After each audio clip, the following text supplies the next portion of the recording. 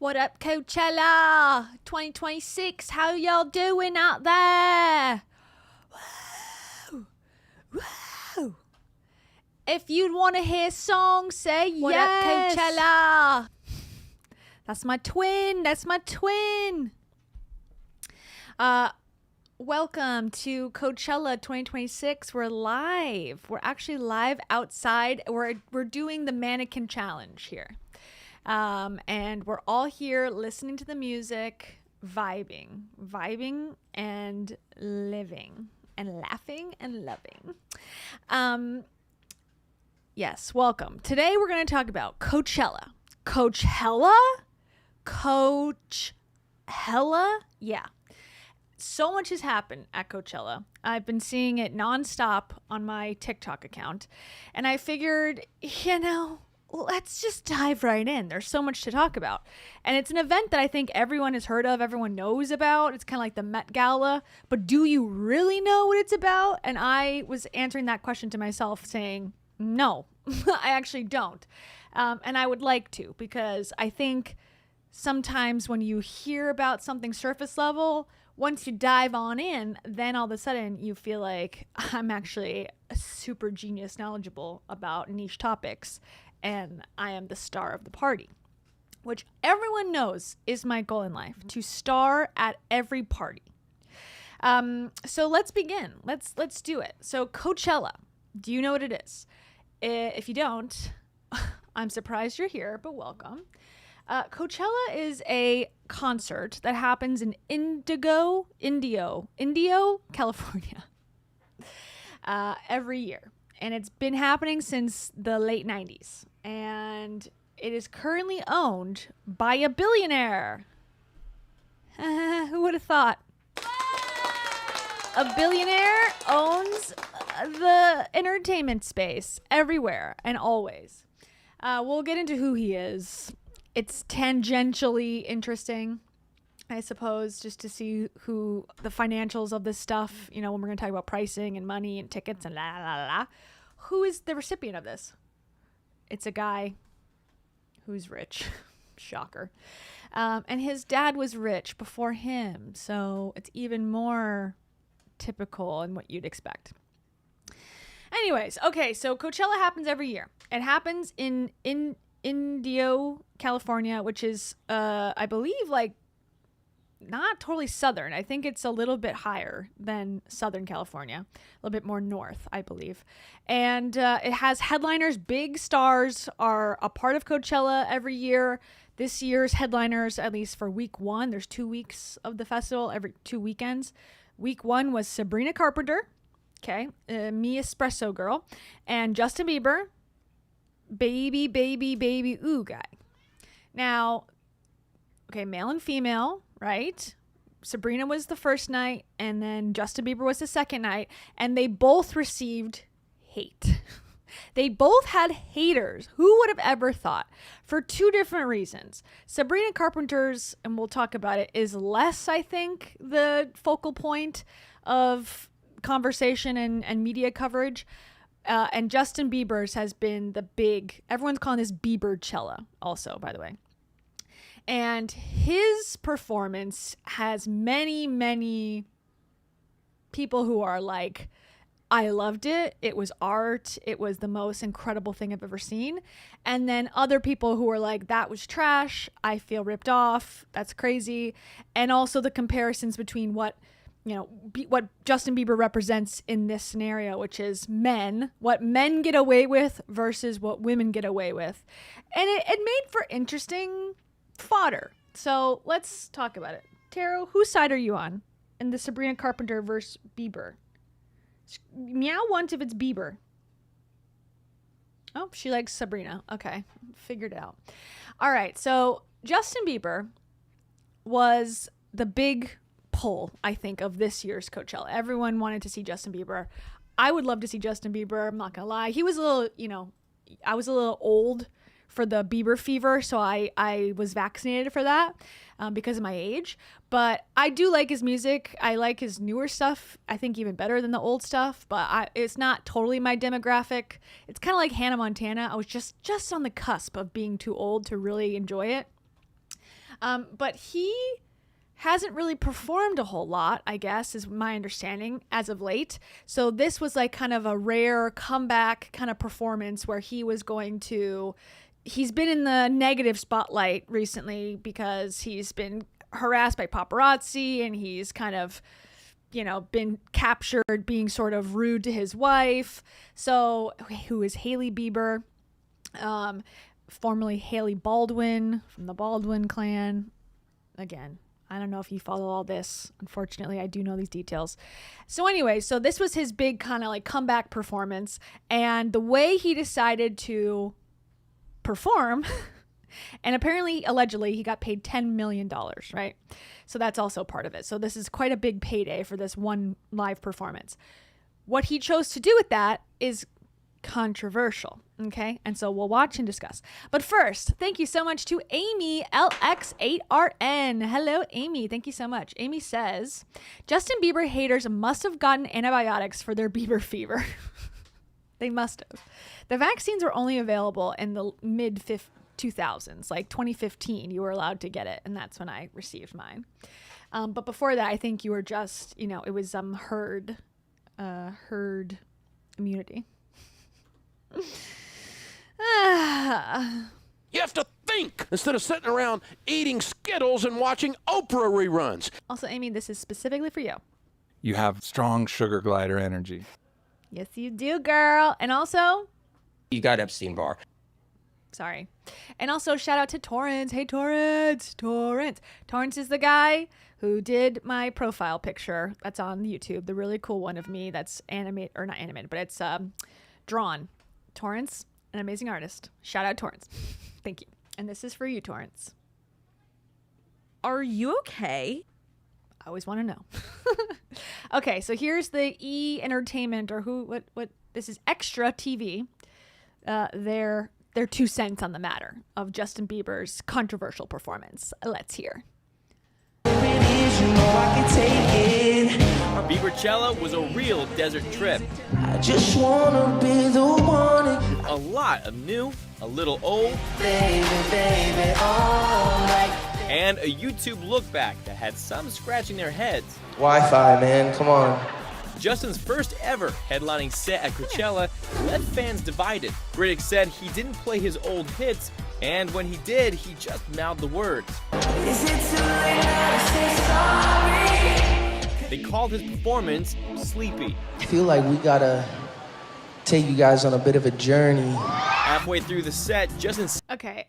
There must be some sort of stage company, by the way, that makes actual stages, like the floors, that is decided that their new model now is curved. Now you can get these curved stages that look like the earth, because Kanye had the same thing for the first time and everyone's freaking out about how cool the stage is. And now we're at the Justin Bieber Coachella and he's got a curved stage. So whoever the stage company is, this is their big debut. They're probably, going to say, oh, it's AI generated stage. It's the first time I've seen it ever, and I've seen it twice now in the same week, basically. Yay, Torrance is alive! Woo! Congrats, Torrance. I'm glad. Okay, so he was sitting at a little podium on the curved stage where YouTube videos played behind him on the screen, and he was just Googling or just YouTubing stuff, just searching YouTube. So this is the controversial part. sat down at a desk to look up his old videos on a laptop. Let me see, what's good? Some called the stage setup bizarre and not worth his $10 million payday. Katy Perry watched from the crowd with her own critiques about his YouTube browsing. And that is premium. Wi-Fi, man, come on. But some true believers loved that the show was mostly his new album swag, and the crowd went crazy when he dropped this sweet shout out to his wife and son. Haley, babe, hallelujah. Baby Jack, hallelujah. The Biebs was just one of the I mean, that's literally the least he can do. Say, shout out my wife, shout out my son. People were amazed and shocked that he likes his wife and child. I mean, to be fair, he's constantly being photographed and videoed running away from her in the streets. So I guess that is kind of a new development for him. performers to get the nearly 500,000 fans at Coachella screaming. Make some noise for Jennifer Lopez! J-Lo Wait, what does Jennifer Lopez have to do with this? Why is she here? Why is she at Coachella? J-Lo's surprise? J-Lo's surprise is that she's still being invited to this shit because she can't sing, and she's had like flop after flop as of recently. I don't like J-Lo, if you couldn't tell. dropped jaws, 56 years old and looking better than ever in a revealing silver bodysuit. She was David Guetta's surprise guest, making her first ever stop at Coachella, and she shared the behind the scenes. There's a phrase, I think it's called fame sick. She's got it. She was not vaccinated with the fame sick contagion. She's got it, unfortunately. She will never, ever feel good enough, I think, unfortunately, which is a sad thing to say about somebody, but I think it's true. She's one of those people who, till their last day on earth, will be wanting to be applauded and looked at and gawked at, and if she doesn't get that every day of her life, she will wither internally. She looks great. Not to be outdone, Sabrina Carpenter made her headline debut in the desert, going old school Hollywood. Okay, so you can see the difference between Justin Bieber sitting at a desk with a laptop on Google or on YouTube, the thing I'm on right now, and him kind of mouthing over the words when he wanted and just doing whatever he wanted. And the difference between like this entire stage set up to make it look like New York City back in the day at Broadway, and there's many dancers and there's things going on, there's choreography. Okay, so that's the big competition. And look, not a phone in sight. Everyone's living in the moment. Just kidding. Everyone's recording it incessantly because that's what Coachella is about. Recording to prove that you were there.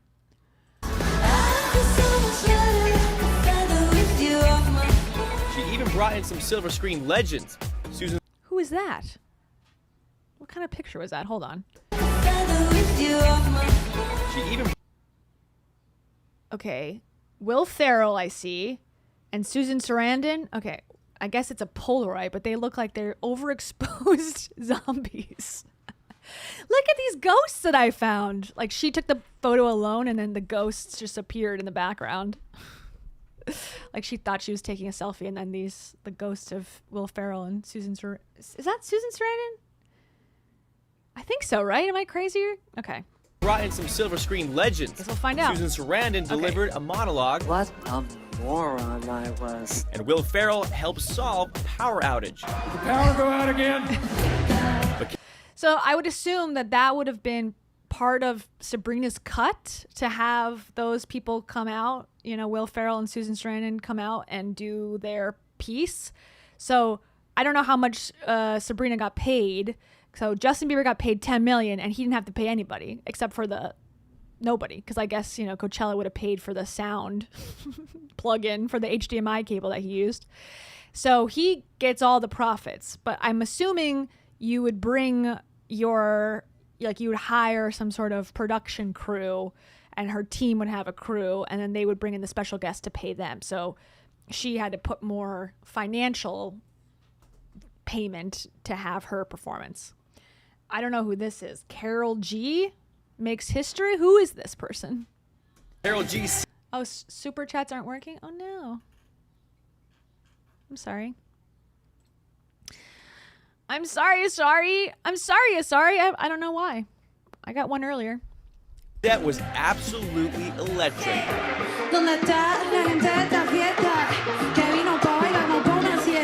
I would guess J-Lo hates this person. I'm sure J-Lo has some choice words for this person. And history making. I am the first Latina woman to headline Coachella. She closed out the weekend with a colorful and cultural show. Also featuring beautiful. Mariachi bands. Also cool stage setup. And fireworks. Wow. It wouldn't be Coachella without celebrity sightings. Hell yeah. Okay, who was there? What celebrities were there? Heidi Klum's there, I see. And this year, they had a new trend. going incognito. People spied a masked Leonardo DiCaprio out with girlfriend Vittoria Soretti. How old is she? Okay, Leo DiCaprio with a bandana on with his girlfriend. Okay, who's this? And Jacob Elordi was also Jacob Elordi, okay. I know him from Frankenstein. masked up, spotted walking with fellow Oscar nominee Tiana Taylor.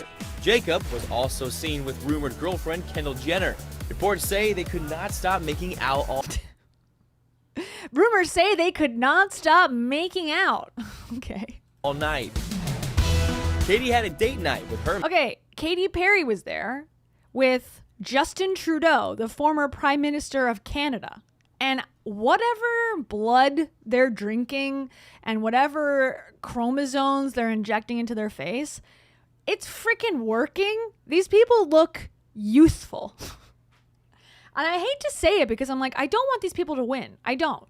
But yet here we are. They had and to be fair, there could be filters on the photo. But I saw a photo of them sitting on this curb eating like noodles. They look like they're 15 years old. And he ran a whole country at one point. It's crazy. man, former Canadian Prime Minister Justin Trudeau. Heidi Klum was unrecognizable in not one, but two different disguises. And I thought that was Farrah Abraham at first from Teen Mom. Chalamet hid his moneymaker under a mask.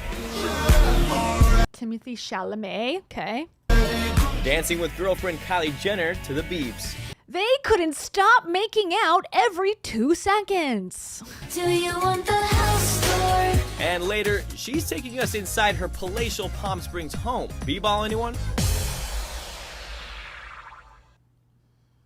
Entertainment news has not changed. And the 30 years it's been on the air, it is literally the same gimmick every time. Okay. So that's that. All right. So we got the basics of Justin.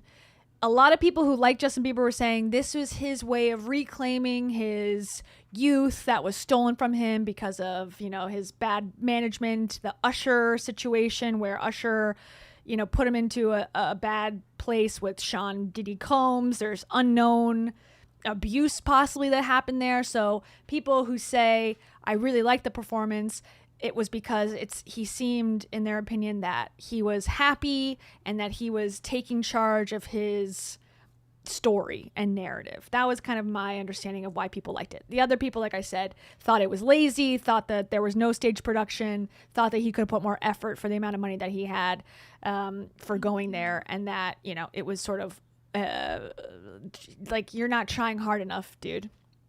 But, so that's that.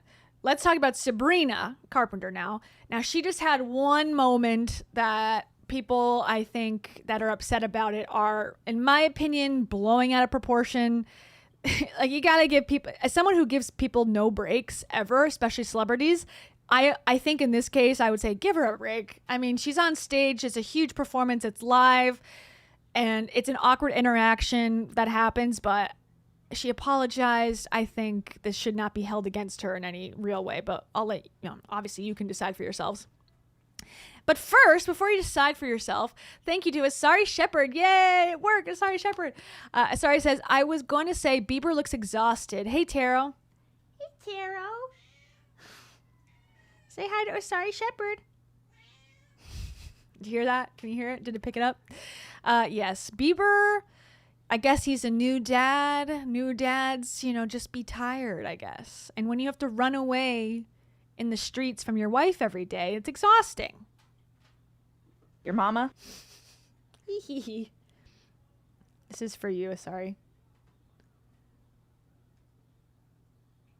They act like they do no harm. They act like they're positive, and this is what they're up to.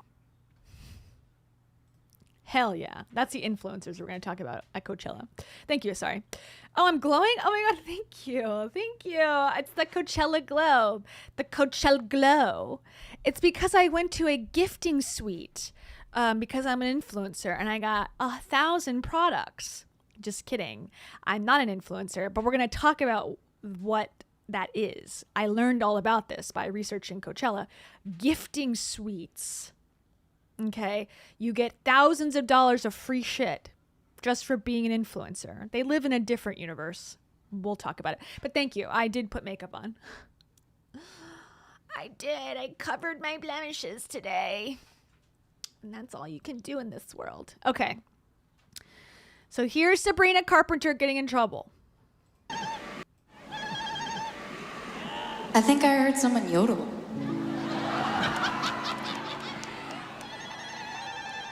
Is that what you're doing?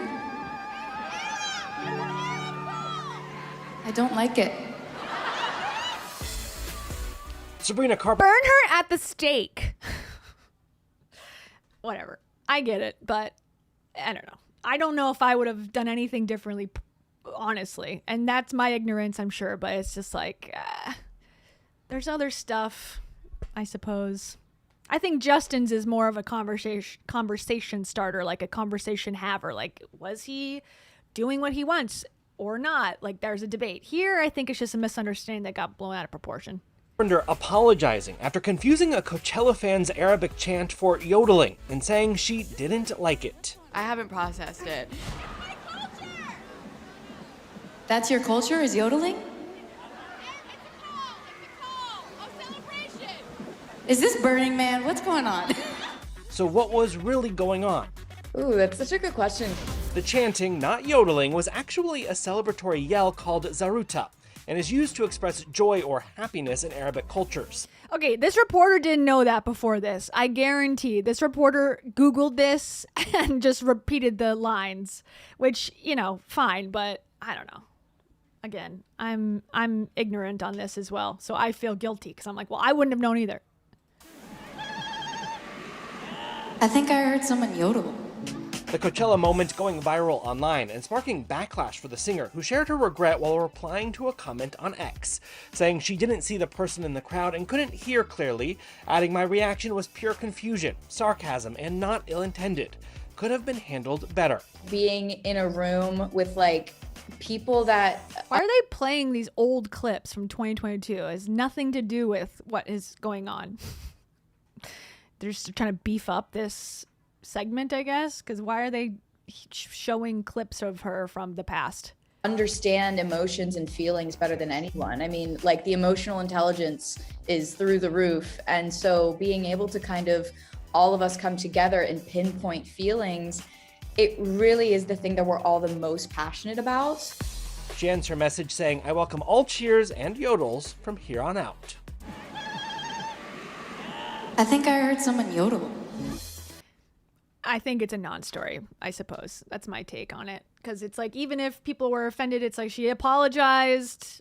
It seemed like genuinely that she was confused. I believe her. I believe her. Okay, anyways. So that's the headliner drama, okay? And here's a shot of people leaving allegedly during Justin's set. People in the back or leaving specifically. So if you were at the front, I think you were locked in because you were sitting there all day to get those seats. But people who walked up were not thrilled. So here's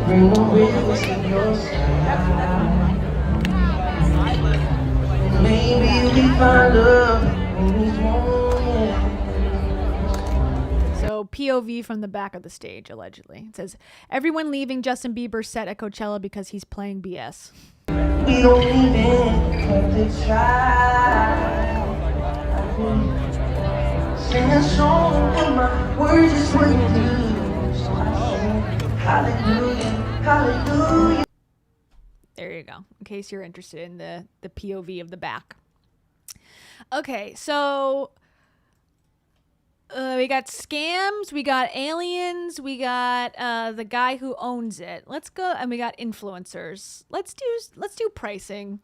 So, because we're going to talk about the influencers who get to go to for free, but let's look at the pricing so you can understand just how big of a task or how much compensation is going into these free tickets for the influencers who get to go. Okay, so let's see. So here's Daily Mail from 1 hour ago asking people how much it costs you to go. You can spend to come to Coachella. Couple grand. 700. Oh! 2,000 each. 2,700. Wait, okay. 800 plus 500. And can you do that math? $1,300. $800 for our ticket. Bargain. We all got VIP, so that was 13. Paid $1,700. $1,700. Yeah. Campground was another 1,000. Americans have got money. We wouldn't do this in the UK. We did the layaway plan. I spent about $200 a day on alcohol. Pretty good deal. Going to Coachella is not cheap. How much should Americans spend to come to Coachella? Okay, that was quite the chaotic video. So to go bare bones, I looked this up. If you bought the ticket immediately before you even knew who the lineup was and you paid up front, it was $600 for the ticket for the 3 days.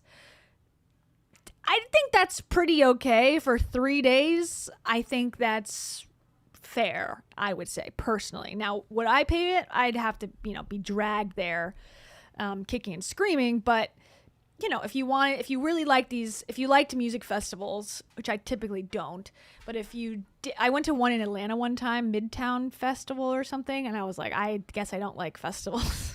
There's too many people around me. I'm like, oh, stop it. And I didn't like that you were like, I was claustrophobic. Even though I was outdoors, I felt like if people start to run or push, I'm going to be killed, which I did not like that feeling. But I did get to see Justin Bieber, John Mayer, my boyfriend, and also Eminem, which was kind of cool. I think Outkast was supposed to be there, but then wasn't. I was very disappointed in that. But anyways, this was like 10 years ago. Okay, so $600 for the ticket was the cheapest, and then the cheapest car camping experience. So if you need it, obviously you have to have a place to stay overnight because it's 3 days. Car camping could be as low as $180 for the whole time. So that was sort of if you want to go, that's the minimum. It's going to be at least $780. That's not with food. That's not with drinks. That's just the bare minimum is at least you're paying that. Asari Shepherd, thank you so much. Asari says, camping isn't fun. They'd have to pay me to go. Yeah, camping for me also, I went through a phase where I was like, I really want to try camping.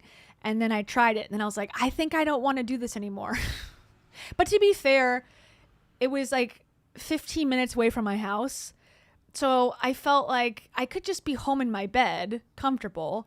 But I'm out this campground laying on the ground and not being able to sleep, and what's the point? And there was nothing beautiful to look at because it was just a campsite near our house. So I think we should have done it differently, and it was just me and my ex at the time, or my fiance at the time. So it wasn't like a big group or some sort of reason. We were just testing out camping. So I was like, I could do without this. My boyfriend. Anyways. Boofing. Once was and no longer is, unfortunately.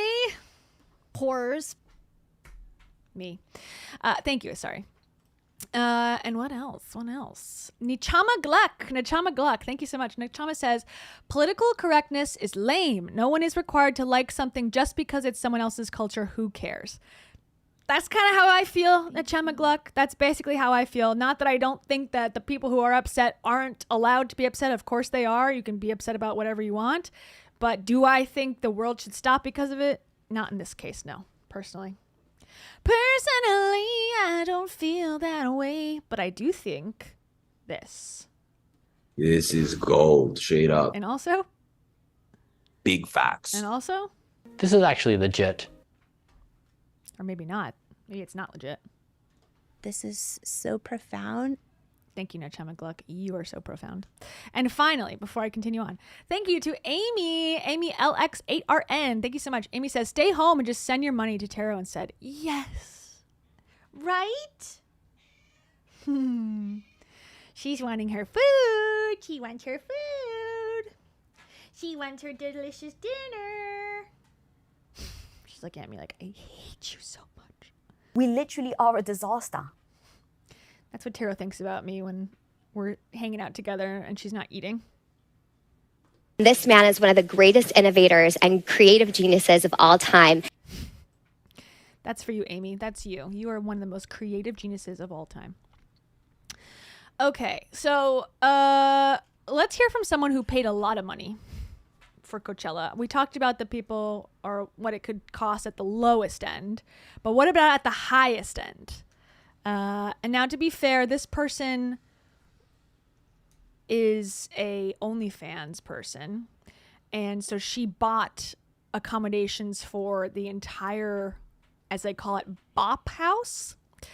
So it was extremely at the high end, beyond any reasonable amount that you'd actually have to pay. She paid for like 12 people or 20 people to go. But I thought it was interesting how quickly the price tag can go up. How much does it cost? So let's see. And I think it's interesting too because I identify with what she says here, which is I'm not a brand-friendly content creator, and I don't think that I'm a brand-friendly content creator either. But then I see other people that make similar content to me, like Savannah and Chelsea, and they get brand deals, but I don't know how they got, I guess because they have more followers. I guess if you have more success, brands are willing to overlook whatever. And they get brand deals. I don't get any. I don't get any offers. But anyways, okay. So here's a person named Sophie Rain. She looks young, but she's 18 or over, I guess. But I think the appeal is that she looks young, I'm assuming. And she also is kind of in hot water because Piper Raquel, who's been a YouTuber since her mom kind of forced her to be a YouTuber as a kid.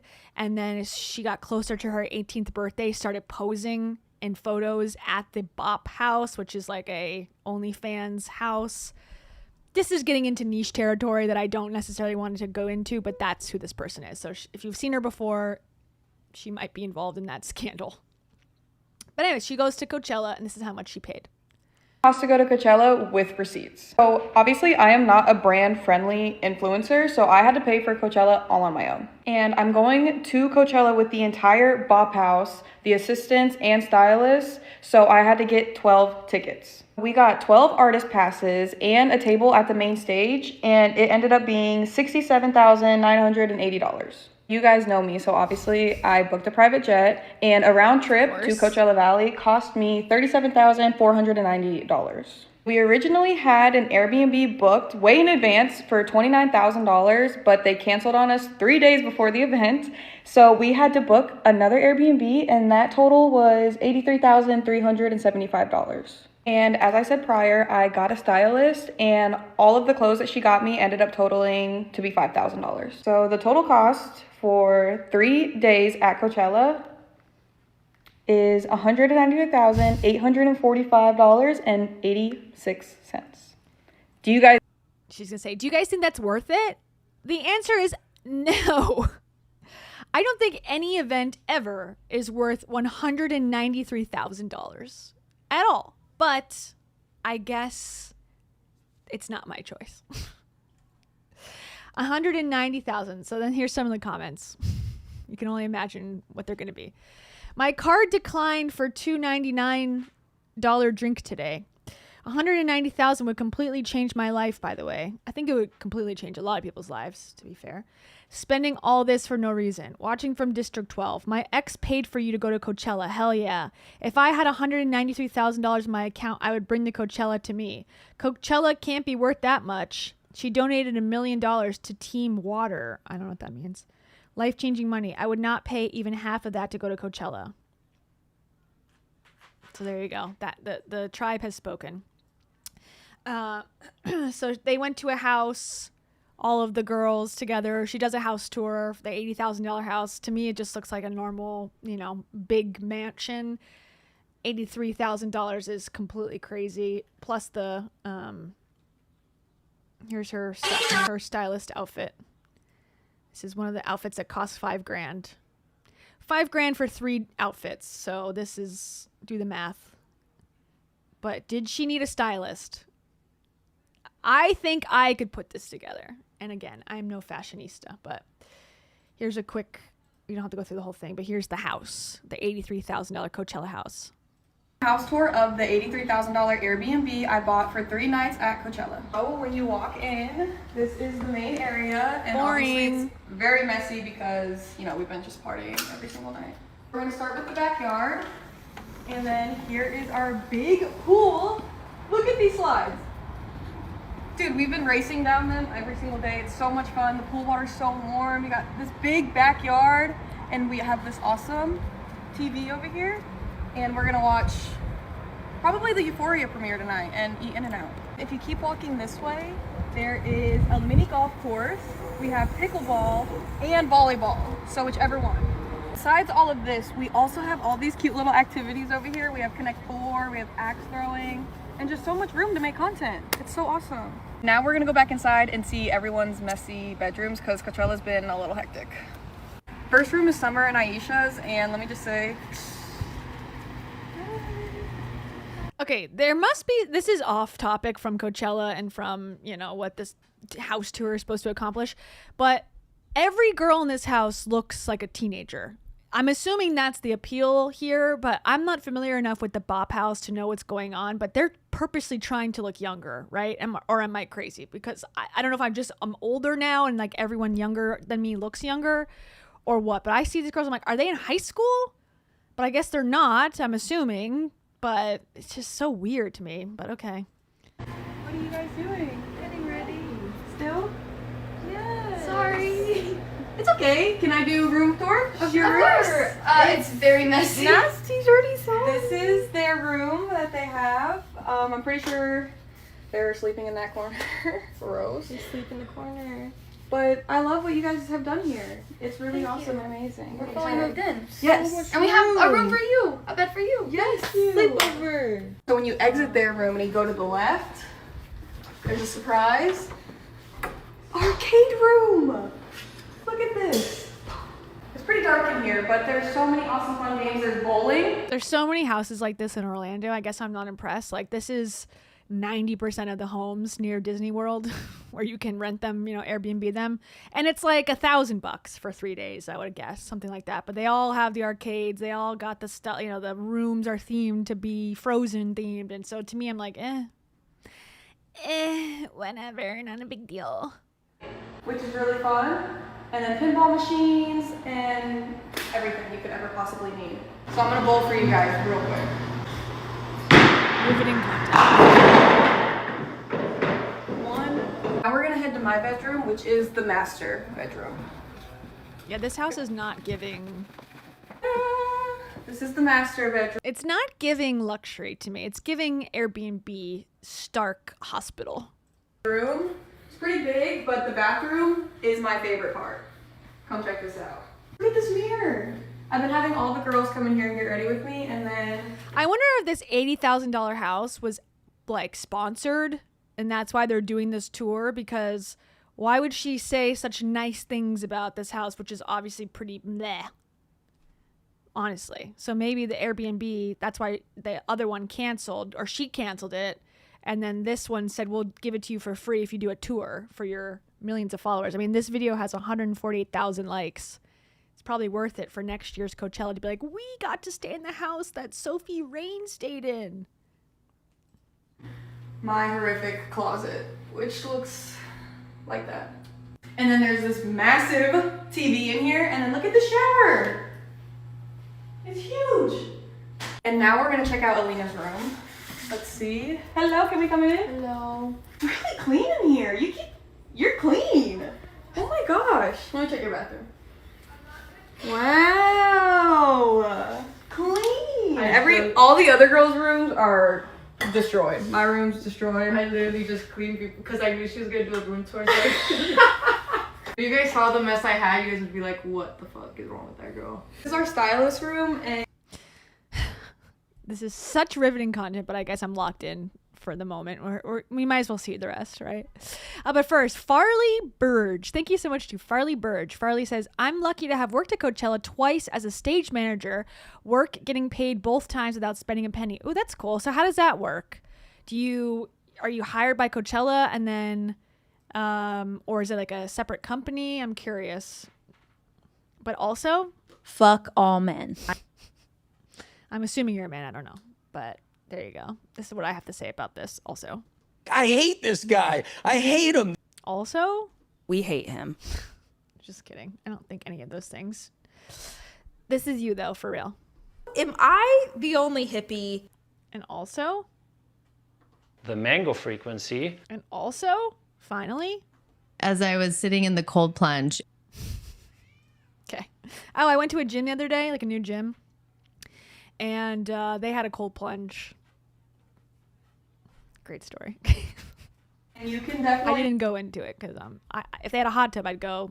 The cold plunge, hell no. Hell no, won't go. Tell by the. Farley says, I'm friends with lots of bands and people who put on the festival. Hell yeah, brother. I'm going to send you so much love and so much light and so much good energy today because I feel like you need it. After I just roasted you. Okay. Ooh, look at this. $40 paper towel on the floor. Yay. A lot of clothes everywhere. You can't even step without stepping on something. So this is just how it is for Coachella. Next room we're going to check out is Joy's room. She's not here, so let's see what it's looking like. Okay. Pretty clean. And we have Piper's room. This is the girl Hello. that I was talking about that was like, her mom was basically selling bikini photos of her before she turned 18, and she was hinting very aggressively. There's a whole documentary about her on Netflix that I highly recommend. It's very eye-opening, to be honest, about the predatory nature of children's YouTube content. So I forget what it's called, but it's, if you search Piper Raquel on Netflix, you should be able to find it. Hey, I like your outfit. You do? Yes, it's really super cute. Really? Yes. Thank you. Hey, your room is so awesome and clean. Hey, this Wow, is you because have- I have my friends to help me. You have a big bathroom. My bathroom's pretty big. Yeah, pretty awesome. Bitches up in here. What you got in here? Clothes. Very nice. Very cutesy, but nice. I love your What you room. looking at? Ooh. And now we're gonna check out the Bop House assistant's room. Let's see. Oh. Okay, just stuff everywhere, like every other room. Now we're gonna check out. I mean, that's anytime I go to a hotel, that's how it looks within 4 seconds. I can't even cap.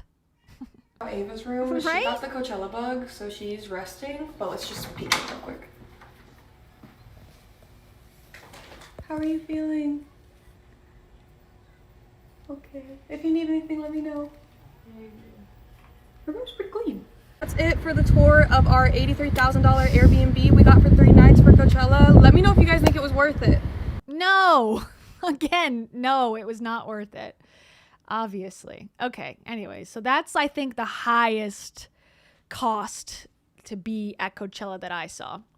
Now, let's look at some of the camping. This is back to the other side of the spectrum, the lower tier. But even with camping, there's like the low tier and then there's the bougie tier.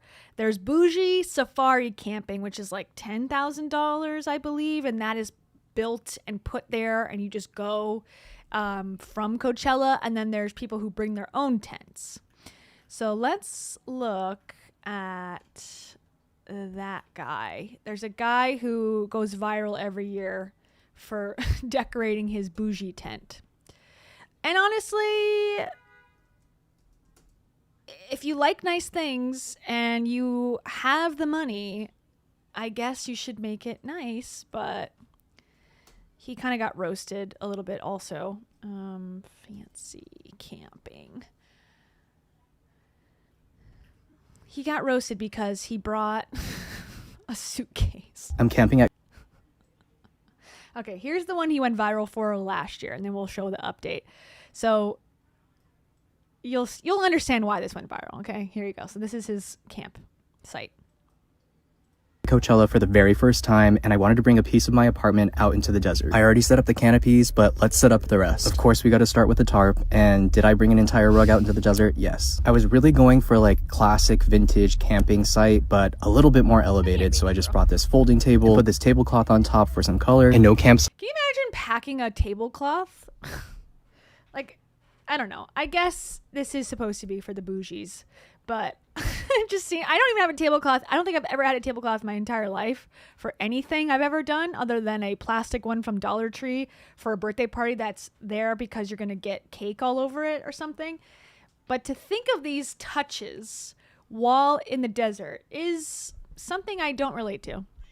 It's complete without a bed that I of course had to add my personal touch to. And for seating, I brought this director's chair and a few collapsible chairs. And as much as I wanted a vintage cooler, I couldn't find one in time, so this one's gonna have to do. I did, however, find this really cool vintage trunk for all of my clothes that I packed. He's going for an aesthetic, and it's it's definitely working for him, but he's committed to the aesthetic. And there was no way this tourist was going to go a whole weekend without a whole bunch of snacks. The table was looking a little bare, so I set up some knickknacks. Just kept it classic Coachella cowboy vintage. And then I used my cowboy hats that I'm wearing this weekend as decor, and even tied a few of my bandanas on the wall. And it just felt right to grab this little cactus when I was packing for the trip. And I even have a little shower set up in the corner. And that's the setup. I'm really happy with how it turned out. What do you think? I think I successfully brought my home into the desert, and I think I'm in for a pretty cozy weekend if you ask me. I'm camping. Okay, and everyone was dogging on him because he brought a fake cactus to the desert. Like, he could go outside and probably, I guess that would be worse if he cut down the natural, accoutrement and brought it into the camp. People would be upset about that too. So I guess he was trying to bring in the desert into his space using this fake cactus. But people were joking about that's lame. Okay. So that was last year. This is this year. Last year, I car camped at Coachella for the very first time, and it was so much fun. I'm doing it again. I already set up the rug and the canopy, but let's set up the rest. So instead of bringing an air-up mattress this year, I decided to bring an air-up couch. And it's so hot today, I had to break out the fans immediately before I did anything else. Instead of bringing one big folding table, I decided to do 2 skinny tables next to each other to give a little extra room. And 2 Ozempic tables to keep in the theme. honestly, to help stay a little bit more organized this year, I decided to bring a clothing rack. I also set up this table in front of the couch and then added this touch lamp for when it gets dark. And I brought a few familiar things from last year purely because they were both useful, but the director's chair is whatever. It's kind of pretentious, but it's whatever. It's the vintage suitcase that gets me. I think that's the biggest culprit of being annoying. Because everyone knows that that's the most inconvenient travel device. Like, you can't fit anything in there. It's bulky. If you had to put this in your car, which he has a car, that's going to take up like 1/4 of the space. So all it is supposed to be cute looking vintage for a feeling of California golden age. I don't know, but it's like, dude, just put your stuff in a suitcase like everyone else. But I guess I just don't get it. I guess. I also just look good. And to help keep us cool, I also got this canopy fan. We don't have power just yet, but when we do, I know this fan is going to be amazing. And as you can see, it has a light in the middle that will be perfect for when it gets dark. And I added the same folding chairs that I used last year just for different options for seating. And instead of using this as a shower, we're just going to use this as a changing room. And I bet you're wondering, where's your cooler? Well, I would like to introduce you to a very special guest for the campsite this weekend, Sabrina Cooler. She's short and sweet, but fits everything you need. And speaking of fitting just... You guys, he got his vintage cooler that he wanted last year but didn't have enough time to find. I'm so excited for him. Miracles happen once in a while, if you believe. Right, this air-up mattress made to fit my car will be the perfect spot to sleep. And then I just added the rest of the stuff like our food and clothes. And how could I forget the cherry on top to the decor? And that's our campsite this year. I'm honestly so happy with how it turned out. It feels a lot more practical but still looks great. And I'm so excited for this week. A lot more practical than last year? Don't think so. You actually have less of a space to sleep in. Personally. Okay, wait, I forgot about... I'm camping at the one thing I was going to point out in the video from last year. We got to look at the table. So I just brought this folding table, brought this cloth on top for some color, and no, without a first I brought theirs, and as much Hold on. as I wanted, however, fine. Go back I'm to going to the go table. a whole weekend without a whole bunch of snacks. The table was looking Okay. Look what he puts on the table. So he's got snacks in it with a, hotel kind of TV dinner setup thing, tray. Fine. Okay, lamp, fine. Okay, now look what he's got in his hand. A tchotchke motorcycle. little bare, so I set up some knickknacks. He set up some knickknacks. He put a deck of cards with a cowboy on them and spread them just a little bit aesthetically, and then put a motorcycle figurine behind it. Okay. Just kept it Okay, that's normal. classic Coachella And then we got oil cans or something, like cowboy vintage. some oil, some lube in a aluminum can, and an old-fashioned camera and an ashtray. I'm doubting this person smokes. which is good. I'm glad I don't smoke either, but I cannot imagine this is anything but performance. The idea of smoke is what he's going for here. And then I used my cowboy hats that I'm wearing. Okay, that's all I wanted to point out. Anyways, I envy these people, honestly. To have a personality enough to care to bring these items is something I wish I had sometimes, but I don't. Anyways, here, you want to see my performance art? Oh, you can't because it's green. Well, I guess here's a wallet that I have, and just imagine what it looks like. You can't see it because here, it's got a tennis racket on it. Just imagine what that looks like. Okay, anyways. What's this guy have to say? I haven't watched this one yet. This is Jeff. He says, Coachella will humble the F out of you. Conclusion that Coachella will humble the fuck out of you no matter what tax bracket you're in, or even if you're going with a brand.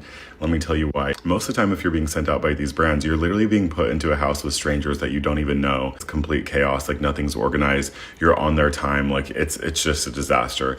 Then if you're someone who's camping, like, don't even get me started about the showers. I simply could never do it. I see the videos of the showers. I'm like, no, I'm not doing that. And then people that do have Airbnbs are usually packed in there like fucking sardines because it is so expensive to get an Airbnb. They're nice places, but they're not like insane. So it's like, to make up for the cost, they're trying to like have a lot of people stay. My Airbnb specifically that we were supposed to stay in ended up being packed with so many people that me and my friend had to go sleep in my car. And I've never been more humbled, because any other situation, I would have literally just went and booked another Airbnb or booked a hotel last second. But Coachella, you literally can't, because every single one of them is completely booked. Like, there is no backup. So our backup was the backseat of my car. On top of all of that, everybody is trying to get into these like exclusive parties like 818 and Poosh and Neon Carnival and all the things. And so you're all like rushing. Okay, if that sounds like gibberish to you, same. And we're going to talk about what he's talking about, which is Camp Poosh and 818 and all this stuff. That is a huge part of Coachella and something we're going to jump into very quickly, very soon. But first, more camping stuff before we move on. So this is someone who's not bougie camping. This is someone who's going lowbrow camping, and their stuff blew away. Here we go. Our neighbors just told us that our campsite collapsed at Coachella, and we have to go see if it's actually just down on the ground. We also just took a massive wrong turn, and we walked like at least a quarter of a mile. Wait, we have to make it. Our campsite collapsed. Come on. We're like so lost. It's actually crazy. Elena and I might be extremely lost, but the wind is not good. I did tell her to put the extra stakes in, so if our campsite is collapsed. I accidentally was focused on the closet because I need a good outfit. Yeah, well, your outfits are gonna be blowing all over the wind right now. But hopefully it's not that bad. Okay, this is not our tent, but it is someone's. Oh my God, their tent is fucked up. So you can kind of see what it looks like. Their tent is fucked up. Oh my God, our tent. Oh my God, that's our tent. That's our tent. Oh my God. They need sandbags or something. That's our tent. Shit. We literally might miss Sabrina Carpenter, but whatever. Okay, we're running. I don't think it's our tent. Oh my God. Okay. It's not our tent. I thought it was our tent. Oh my God, it's not our tent. Okay, but we still don't know the structure of our tent. We're still lost. Shit. So if you didn't know, it's very windy in the desert here in Coachella, so things blow over all the time. Okay, the big reveal is our tent collapsed. Oh my God. Okay, hold on. Where is it? I don't see it. Oh my God. Wait, this is our tent. Oh my God. Oh my God, it is collapsed. But it's still anchored in. Oh my God. Holy shit. Wow. Check her clothes. Yay. Our whole entire tent is like tipped over. This is crazy. This is, yeah, we definitely didn't leave it like this.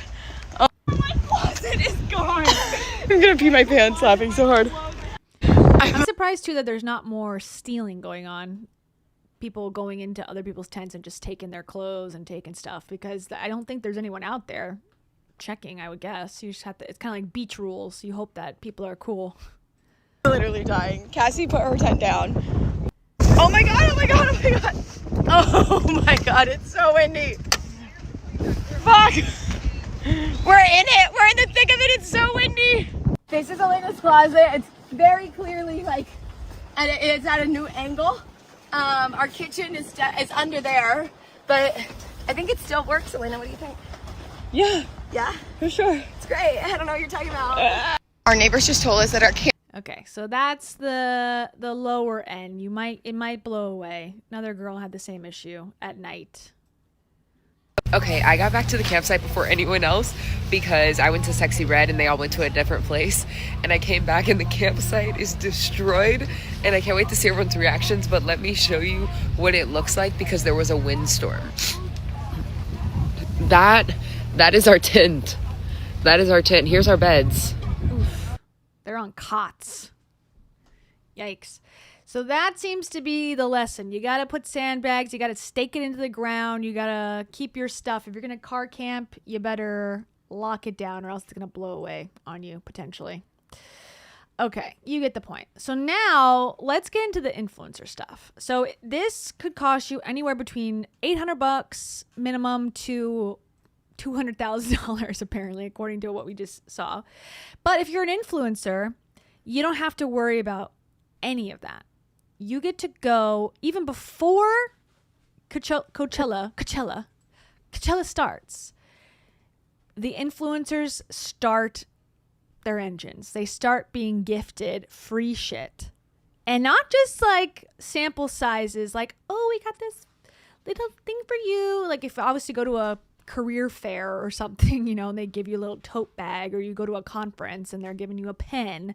This is like real stuff that you get just for having a following. And again, the content they're making is not mind-blowing to me, to say the least. But okay, here's an influencer. She's going to walk us through it. She's got a Dior bag. She's ready to go. Coachella Day Zero starts in 2 days, which means that Los Angeles has turned into a mad town with all of the influencer events. So I'm going to take you along for all of the ones that I have today. Starting. Okay, I don't want to be mean. I mean, I always do. But her interactions during this recording, it will grate you.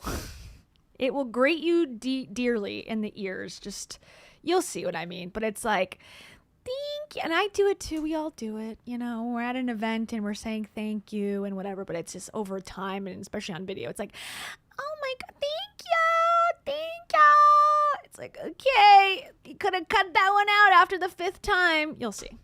The day off at CLD, everybody gets a gift bag, and I'm here pretty early, so I don't think it's too busy. Okay, so they go to a mansion that this is a PR company, I guess, that has a bunch of clients, so it seems. So you go to the mansion, you get a free gift bag right off the bat. Then this is what you see.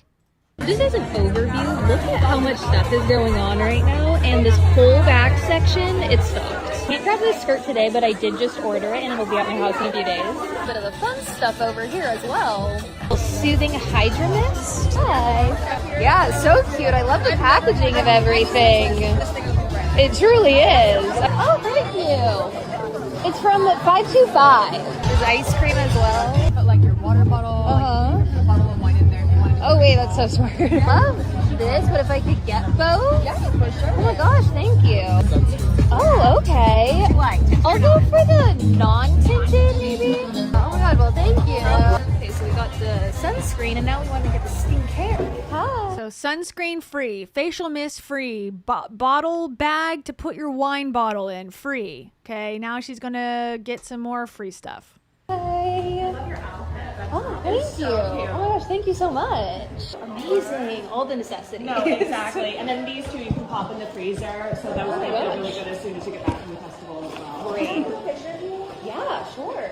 Thank you. Yeah, thank you guys. Yeah. Well, thank you so much. Hi. Lychee, strawberry. Is it grating yet? Ooh, maybe I'll do the peach. This food spread as well is pretty immaculate. Look at all this food that they have for everyone. Oh, do they have the iconic Emma Savol as well? The name Emma Savol. Coachella. Wow. Free soap. Matching body wash. Free body wash. My new detergent. Now we're over to the shoe area, which those shoes right there are kind of like the ones I'm wearing. Free shoes. so cute. I think I want those. We have here. Glamnetic. I love their nails. They have such cute nails. Yeah. Or better. Super cute. Yes, so cute. And it just like matches with everything. So cute. Yes. Can I get a quick Yes. your nail too? Yeah, thank you. I'm so excited. Always need some nature made. Some supplements. You must. I'm surprised they don't have an IV drip and a red light therapy and a cold plunge and a whatever else. A ginger shot available for them. And Mel Robbins standing in the corner screaming affirmations at you. The super green and the collagen. Thank you. Thank you. The hoodie's so cute. Thank you so much. Love. They're so cozy. Free hoodie. Oh yeah, exactly. Naked in the day and then cover up at night. Like bundle. Yes, exactly. Thank you so much. Definitely gonna need dry shampoo for this heat. The big volume ones. Dry shampoo. That's it for me. Oh, well, thank you so much. I'm so excited. Okay, we only have a few more stops, but I think I found some sunnies. Free sunglasses. I love these. Okay, I think that's a wrap on all of the things at this gifting, but now we're off to the next. Okay, so that was what her first event was. Free gifting event number 1. Now she's going to free gifting event number 2. I'm in the wrong profession. I need to be, hey you guys, get ready with me as I go to a free event. Snarking is too hard. My second event of the day, and I'm going to Bitey, which is my absolute. I thought the same thing. I'm like, they must be buying. She must have to buy it. But then in the comments, people ask that. People are like, so dystopian. I don't know if this is cool. People are struggling and aren't getting stuff for free. The amount of free stuff is crazy. And people are like, was this all free? And she responded, it was all gifted. Yes. Oh, sorry. I can move out of the way. Yeah. Was this all free? It was all gifted. Yes. It says even the shoes. I'm assuming it's yes. Everything. Anyways, yeah, this stuff is free. I guess the brands are willing to take the loss on it, the write-off that, okay, she's going to post her little thing. This got 23,000 likes. I mean, it's not huge numbers, but I guess if it's the right type of audience, then it's worth it. I don't know. I think just like podcast numbers are inflated, the influencer marketing success numbers are inflated, I'm going to guess. But the actual conversion, I would assume, is low. But who's to say? I don't know. Okay, next event. Number 1 favorite swimwear brand. They have the best stuff. They do embellishments on swim pieces. They also have really cute resort wear that you can wear with or without the swim. So I'm very excited, and I need all new swimsuits because none of my swim tops fit me anymore. I'm at my favorite. She's got those Jay Shetty eyes. Oh my god, and everyone's in matching outfits, which is so cute. They have everything. I love all. You get here free jewelry, free resort wear, free swimwear. Okay, I was running around and making my selects first before I showed you guys around, but look at and those brown metallics, insane. Really, they make the best suits. Like, look at all of their embellishments. It's honestly incredible. The fun resort wear, like, so stinking cute. Attention to detail on their stuff is, I do like that skirt. I just got a really cute pair of green earrings, and then I'm gonna get this red waist chain. I feel like it'll be so cool. I like really hot guys walking around, which is always so funny. Okay, such a cute little idea.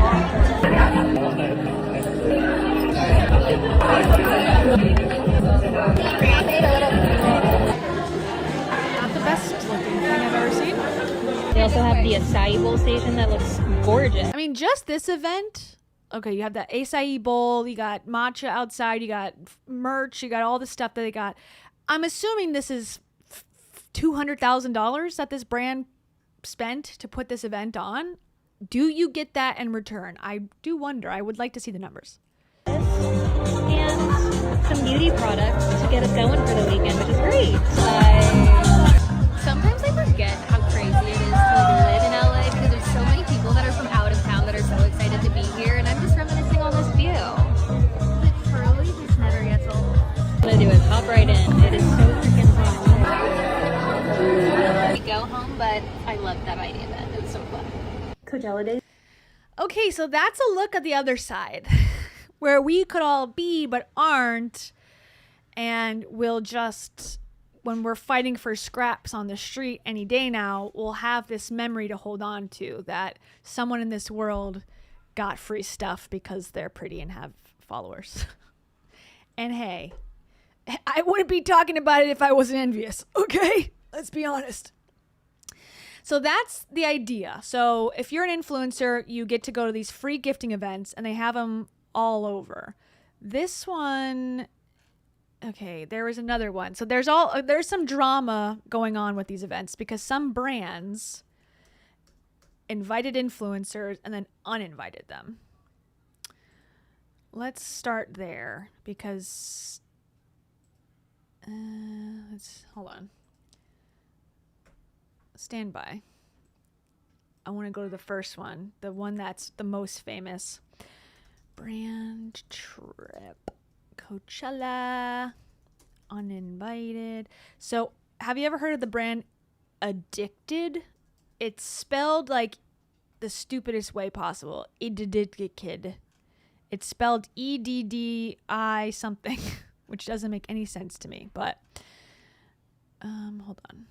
Addicted. Okay, actually, you know what?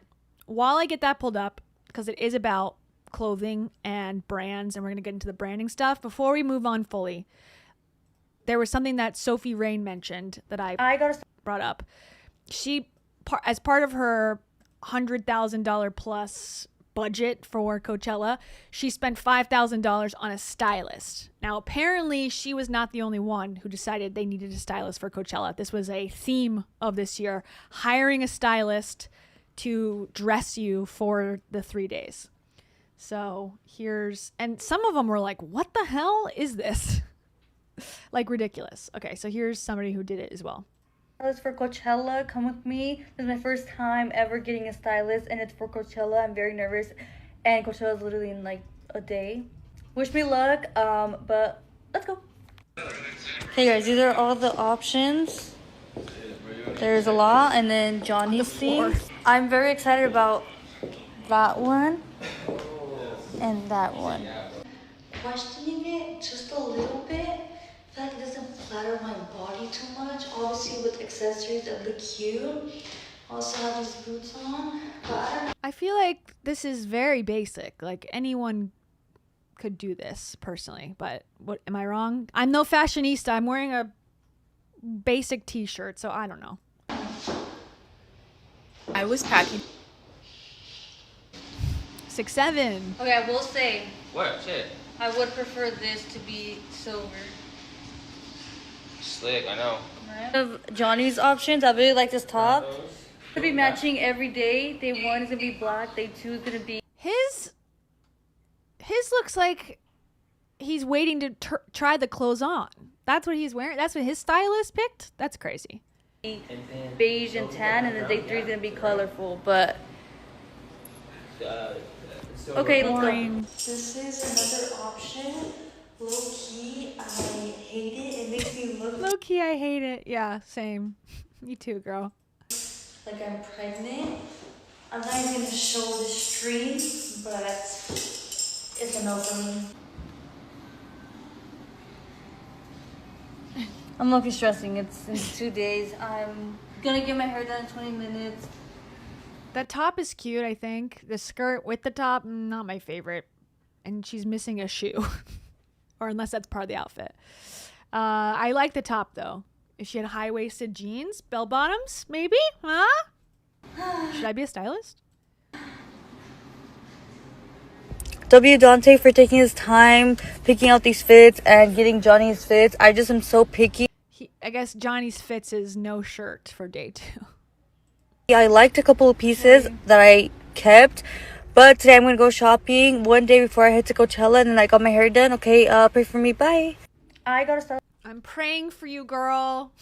Who are you? I don't know. She's got money, though, and she's got a boyfriend or something, or a brother or something. I don't know. Okay, so that's one stylist. Here's another person who I don't understand, again, the style, but style is subjective, okay? This says, hired a stylist for Coachella this year. How'd they do? So pretty. I've never seen you in that dress.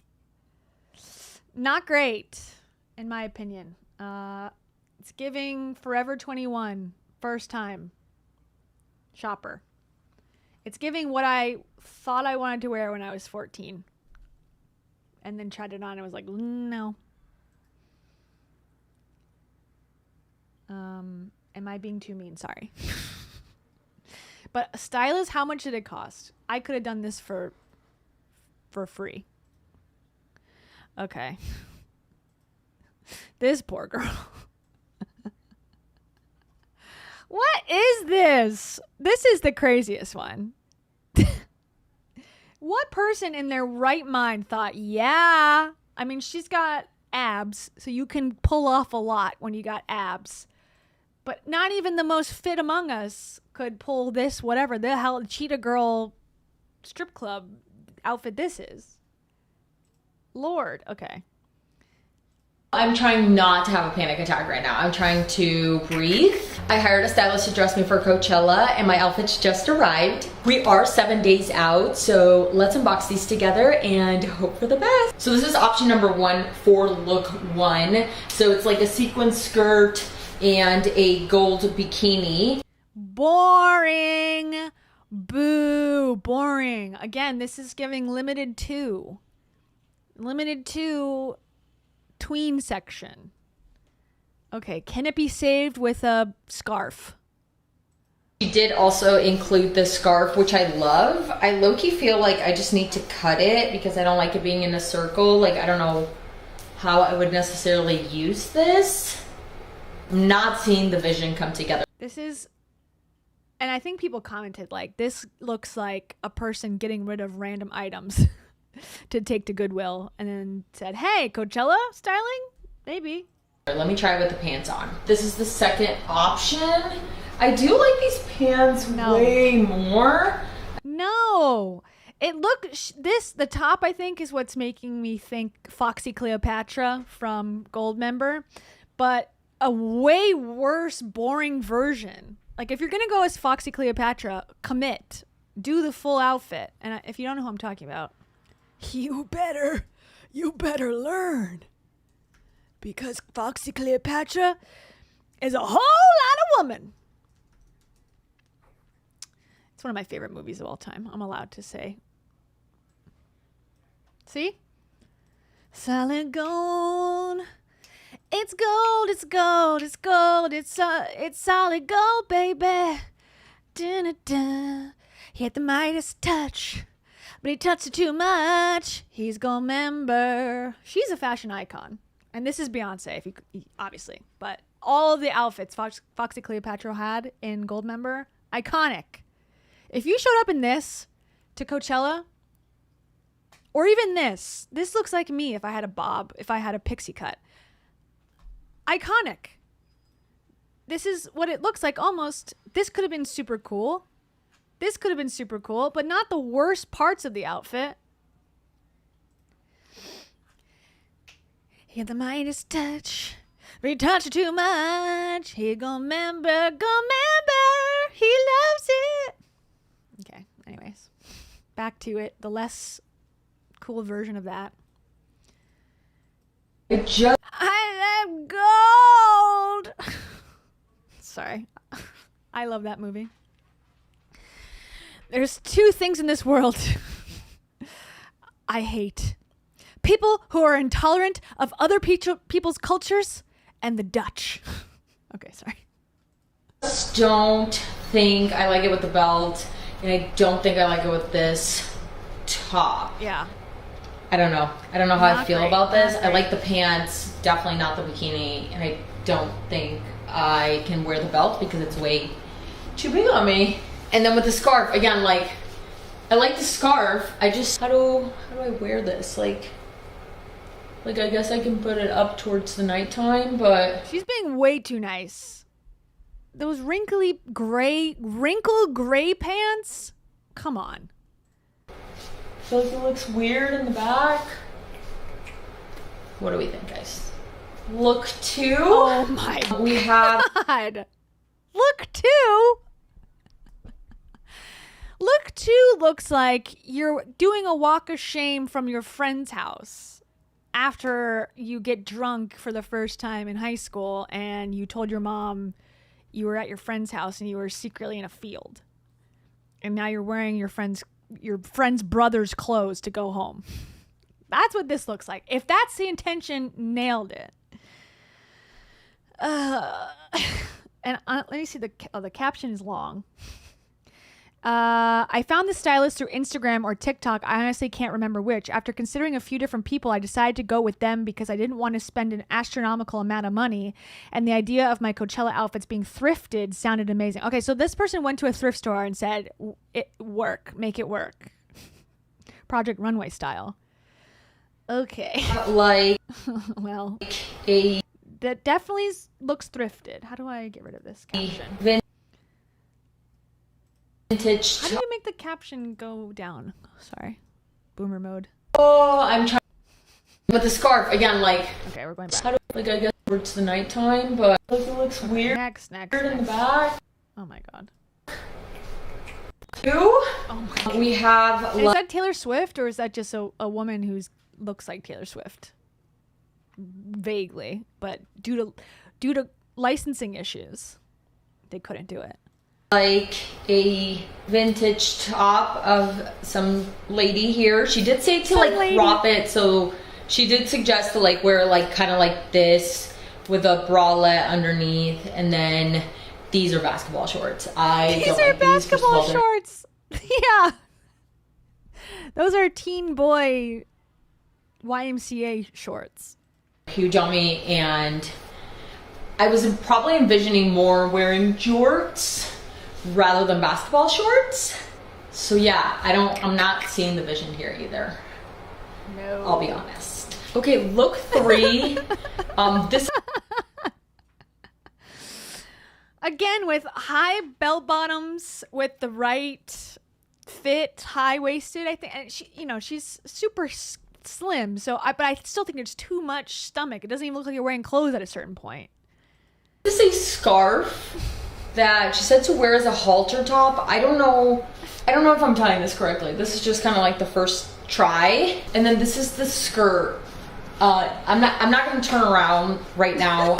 My whole butt's out. I really like the scarf. There's no chance I can. Yeah, the scarf is cool. If you had cheetah print bottoms, skirt, high-waisted again, I think that could be really cool with boots, cowboy boots, and a hat. It could be cool. But this, whatever this is, crochet that she made, it's giving, I keep saying it's giving like I'm a child. It's giving grandma's table. It's giving grandma's table doily. Oh, I'm trying not rather than basketball. Oh my gosh. Cut ahead. Okay. That she said to wear as a halter top. I don't know if I'm tying this correctly. This is just kind of like the first try. And then this is the skirt. I'm not gonna turn around right now. My whole butt's out. I really like the scarf. There's no chance I can wear this all day. I'm super itchy. She did send this other top in case I wanted to use this. I had a shirt like this for high school that was sequins that looked like this that I would wear on top of tank tops because you had the rules about the shoulder straps. And so I had this, basically this exact top. But for a concert, no. That was for English, 9th grade English. It was appropriate. I'm not sure. Okay. I think she's going for Disney Channel. Is Ashley Tisdale Disney Channel heyday mix match, but the time has passed. It wasn't good back then either, and we need to move on from this. Oh, I'm trying not to have a panic attack right now. I'm trying to breathe. This seems great as a beach cover-up. Oh my god. Barely. Come on. Yeah, so we're gonna go get dressed. Was it brown? I had a black one and a blue one, and I had a pink long sleeve one, but it was open like this. I'll have to find photos someday. And then go to the mall because there's no chance. Actually, if you guys want to see, come on, you guys, come with me, you guys, as I show you my freshman high school fashion show that I did in my own house. I can show you exactly what I was wearing. Back in the day. Oh my god. Oh, it's like right here. You know how fast I can access this stuff? Here. Okay, wait. And I swear this is me. This is 8th grade going into 9th grade fashion show in my family's apartment. Okay. It looks like she's on the basketball team. Oh, and peek this Windows 98 computer on the floor. Yes, that is the floor, and yes, that is how I used it. I don't know why.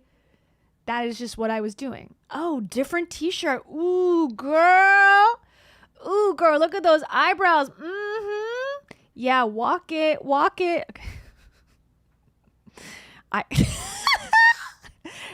She's Irish. Look at that heritage. Ooh, yeah, Nike. Yeah, she's sporty. She's cute. She's showing off her Irish heritage. Yes, and she can put her hands in her pockets. Ooh. I want my eyebrows like that again. I love it and I miss it. And people say, don't cut your eyebrows down. No, I miss that. And I did have braces at the time. Yes, zoom into that scrunchie. Are you done? Okay. What's gonna come out next? Oh, again, but with a zip down. Just in case you didn't know that there's a shirt underneath. Ooh, yes. Yes, zoom in where you can't see. Ooh, she's scandalous. She's got bra straps. She's a lady. Okay. But let me find...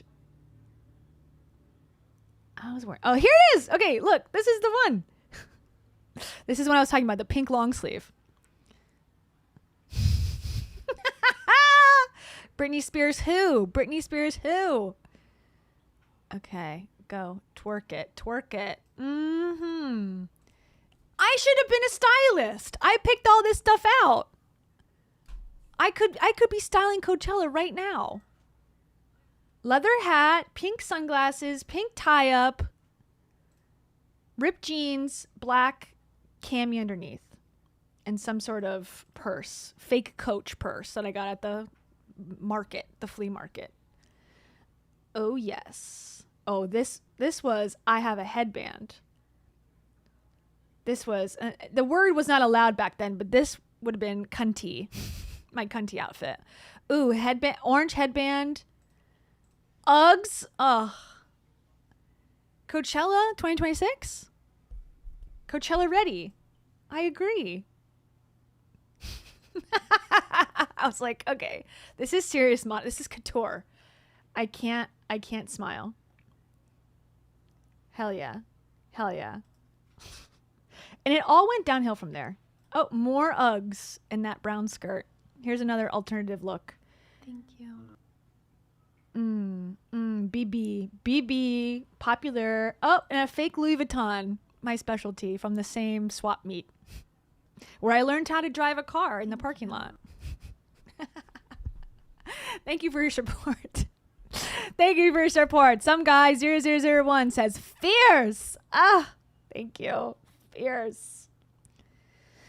She's fierce. Yeah. She's fierce. Am I right?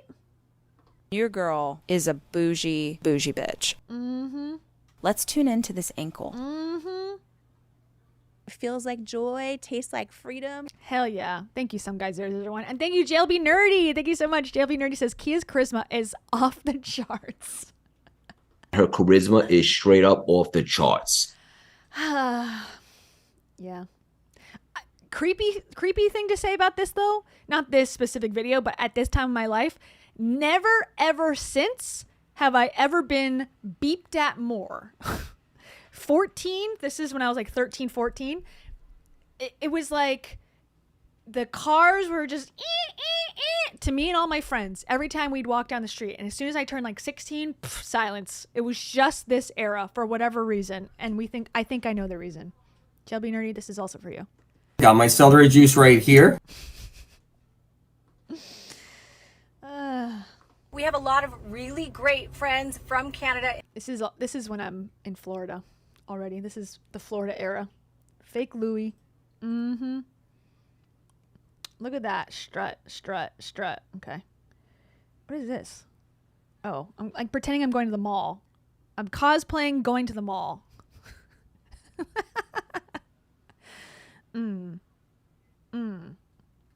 Like, am I done? Can I be done? Okay, once again, run it back, run it back. Mall time. Okay, I love that skirt. I miss that skirt. Here's another cover up, but this time in white. Those are all the rage.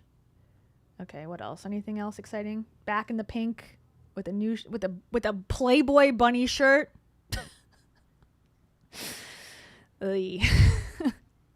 Now just the Playboy bunny, no smile. I really wanted to be a model. If you couldn't tell, that was my dream at this moment, to be a model and an actor. And I was giving face, smizing. Okay. Anyways, thank you for going down memory lane with me. Oh, and here's me with Sully from Monsters Inc.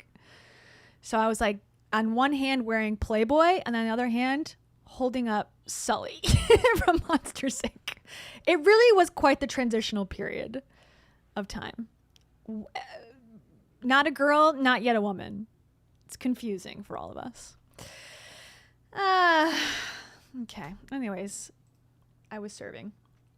9th grade fashion show. Basically Foxy Cleopatra, if you ask me. Okay, let's go back to this poor woman. Thank you guys. Thank you. That was fun for me. We're best friends. Parasocially. I had that long, lanky model look. Thank you. I was only 5'5", and I am still only 5'5". I was hoping I was going to be a little taller for no reason other than hope and a dream. Both my parents are pretty short. My dad's like 5'9", maybe, and my mom was 5'3". So, God, that's depressing and sad. I hate that. And it's like is, and then you say was. It's like, ugh. Anyways. Trauma. Hey, trauma release, trauma bond. Yeah. Anyways, I thought I was going to be taller. I was pretty skinny back then. And then once I didn't grow any taller, then it was over. My career, my dreams ceased to exist. Anyways. I think the only thing I like about this whole thing were the pants. This was such a bad idea. Oh my God, oh my God, oh my God. Okay, all right.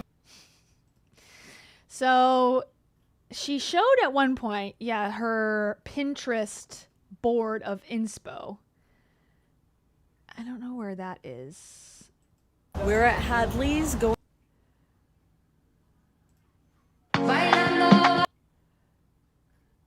Maybe she didn't. I thought I saw that. Coachella wristbands, finally. It was like, here's what I wanted, and here's what I didn't get. Let me see. Maybe we'll just have to imagine.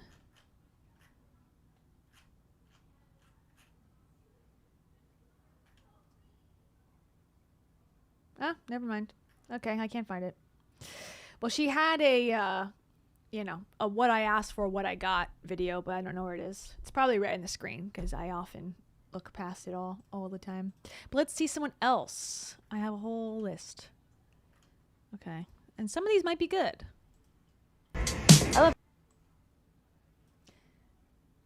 Okay. This might be rage bait. I paid a stylist $2,000 for my day 2 outfit. $2,000 for this. I love shopping, tanning, and celebrity gossip. Always have, always will. Okay, first of all, I like the crochet top. The way she's wearing it is hurting my brain. The hat is fine. It's very, 2000s. It's a bikini underneath, fine. The thing I have a problem with are these pants underneath a skirt.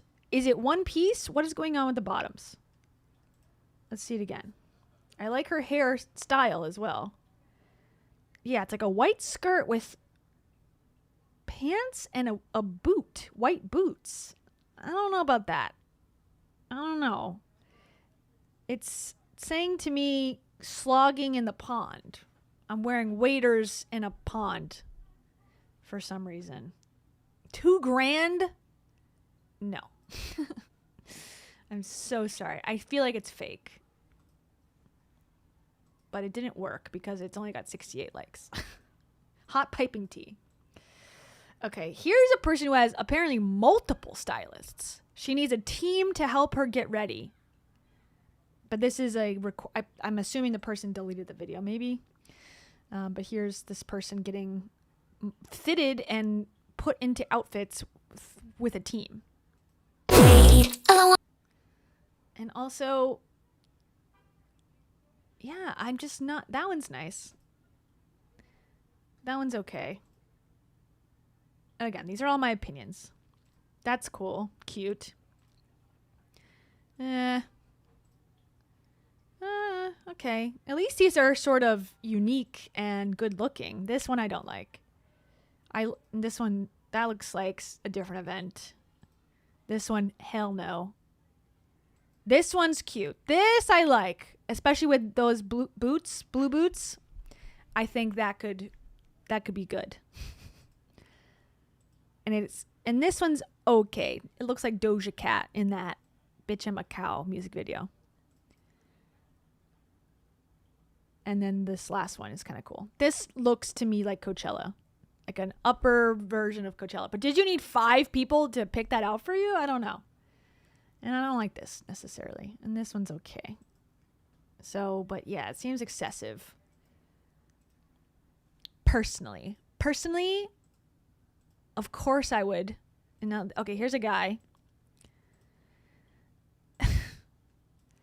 I hired a stylist for Coachella. How did she do? And her name is Kevin. Neen is the stylist, apparently. Let's see. Is there audio? No, I don't think so. If you're not even wearing a full shirt, I feel like you shouldn't need a stylist. You're only wearing a vest and shoes and jeans. There's only 3 pieces that need to be pulled. It seems like you could have done that yourself also. Or looked on Pinterest. But yeah. Underwhelming to me. But I guess if you're a dude, there's less you have to wear. Theoretically. Here's another one. This is the same girl from the other one I didn't like. It says, since y'all hated my last Coachella looks, I hired a stylist this time. LOL. Okay, let's see. Sure you have, honey. It would be great if you were going to a tea party. It'd be great if you were going to a cotillion or a quince or something during the day. But I guess it's all right. But again, it's one piece. It's what the person picked out one dress and a necklace and said, my services are thousands of dollars, perhaps. I don't know. I'm underwhelmed with that one. Oh, I did record. Okay. Here's the really unfortunate one. This says, can you post a picture of the inspo Pinterest board you sent her? Just curious as to how she got there. Okay. So let's see.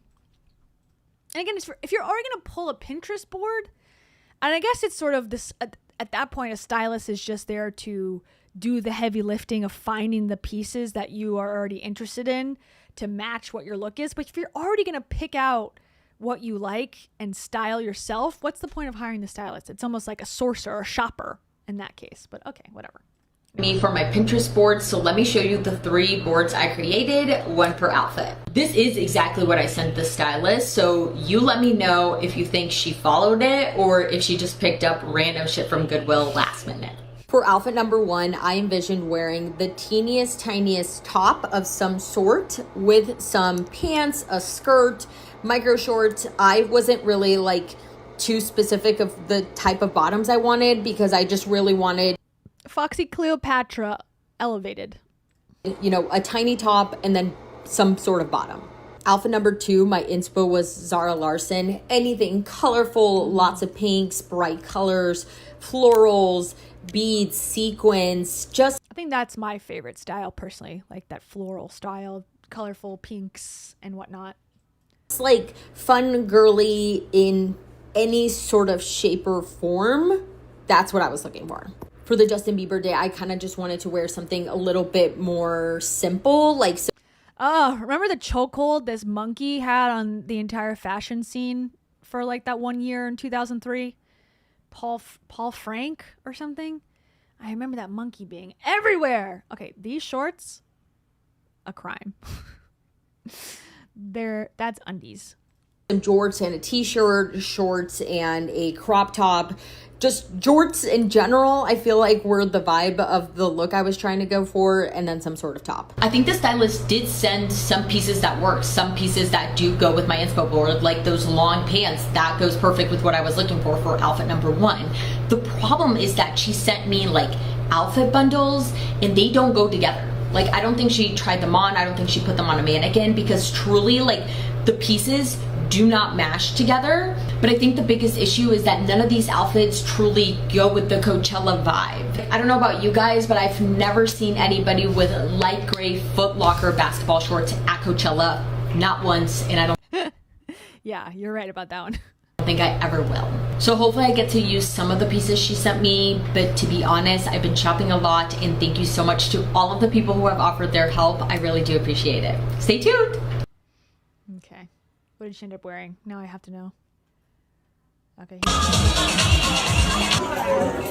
right, this is cute. Show your outfit again.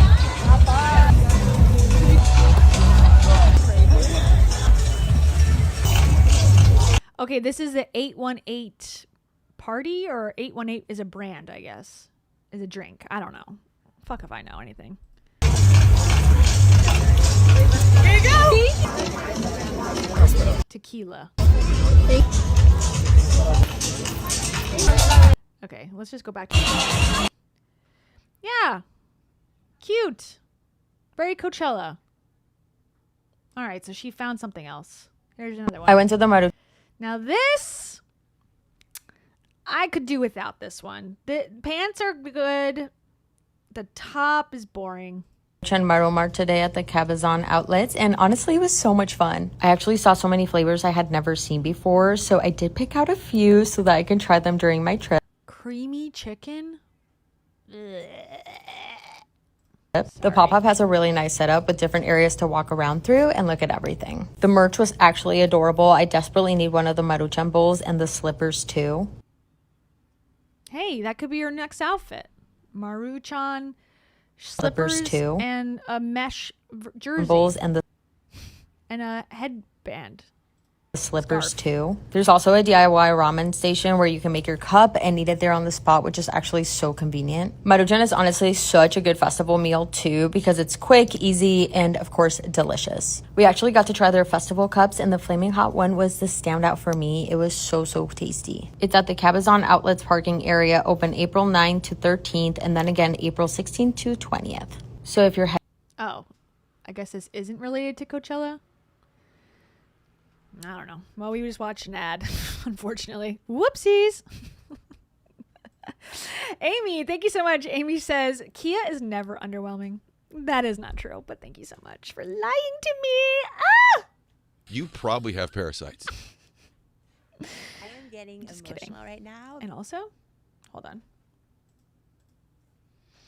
Oh, thank you so much, Amy, for the gifted memberships. Dang. I am getting emotional right now. And I will tell her girlfriend you were so on. This is for you also. What happened to dinosaurs? This is for you also. I am Edward Michael Joseph Milet Jr., not just Edward Michael Joseph Milet III. And also? Drop it in on a half pipe. And also?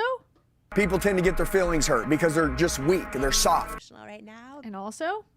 You have a wig in your panties. Thank you so much, Amy. And finally, this is the final thought for you. Right now. You're gonna get spanked by the universe. All right. Are we styled out? Right now. One more, and then we'll wrap it up. You guys always we'll wrap it up to the next topic. We got more topics. We got the whole influencer thing to go through. The influencer scams. they got scammed out of being a brand ambassador. Oh my gosh. I can't believe it. Okay. I'm getting emotional right now. Little sis and I got styled for Coachella. Got a stylist. Okay. Here you go. Make fun of me for only ever wearing this. So I got a stylist for Coachella. She knows I like white, so she made sure to bring all of it. So many options. But the only thing I ask you is you can't let her copy me. Oh, don't worry. You've styled sisters before? Yeah. There will be very different looks. Okay. You guys. And thank you again, Amy. You're killing it. You're killing it. Emotional right now. Get your hearts ready. Deep belly laughs. Oh, this is really good for me. This is so profound. That's what everyone is saying. Emotional Thank right you so now. much. And finally, we literally are a disaster. And also, we're best friends. And also, As you laugh while you're getting ready for bed, instead of praying to God, you're praying, I'm dead. okay, back to it. You know, we're going with Barbie, so we have to get all the pink. Then we started the festival looks and I would never think to wear this, and I love it. I want to try on what she's wearing. It's okay. You guys always make fun of me for only ever wearing this. So they got sponsored by Barbie. Now, let's look at what they get for that. I don't understand how Barbie, which to me is a children's brand, which I guess now it's expanded because of the Barbie movie and they have Barbie merchandised makeup and stuff. So I kind of understand that it's gone beyond the children market, but I don't know. It still feels weird to me for some reason. She knows I like white, so she made 2 racks of clothes at sure least. to bring all of it. So many options. But the only thing I ask you is you can't let her copy me. Oh, don't worry. You've styled sisters before? Yeah. There will be very different looks. Okay. You guys know we're going with Barbie, so we have to get all the pink. then we started the I guess that's okay. I don't hate that. festival That dress. looks This one though. Can I go back? and Hold on. festival look. This looks like prom. You cannot be out in a concert outside with these outfits. I'm sorry. That's why they quickly panned away from that, because they were like, this can't be what we wear. And I would never think to. This, I don't know. It's okay.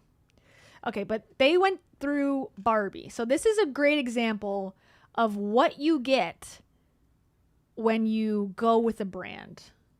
Okay. House tour. Barbie brought us to Coachella. Okay, so they get to go for free.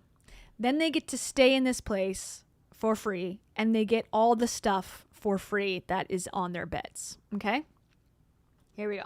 Made it to the desert with Barbie, and we just got to our room. Room revealed. Let me show you guys. I feel like a child on Christmas. They said, This Barbie is recharging. do not disturb. Barbie! Barbie called me Barbie. Oh my god.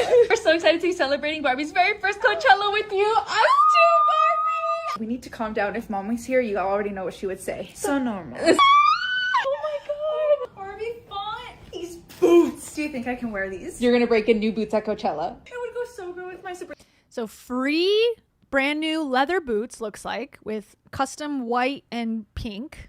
Fit. It would really go really good with your Sabrina fit.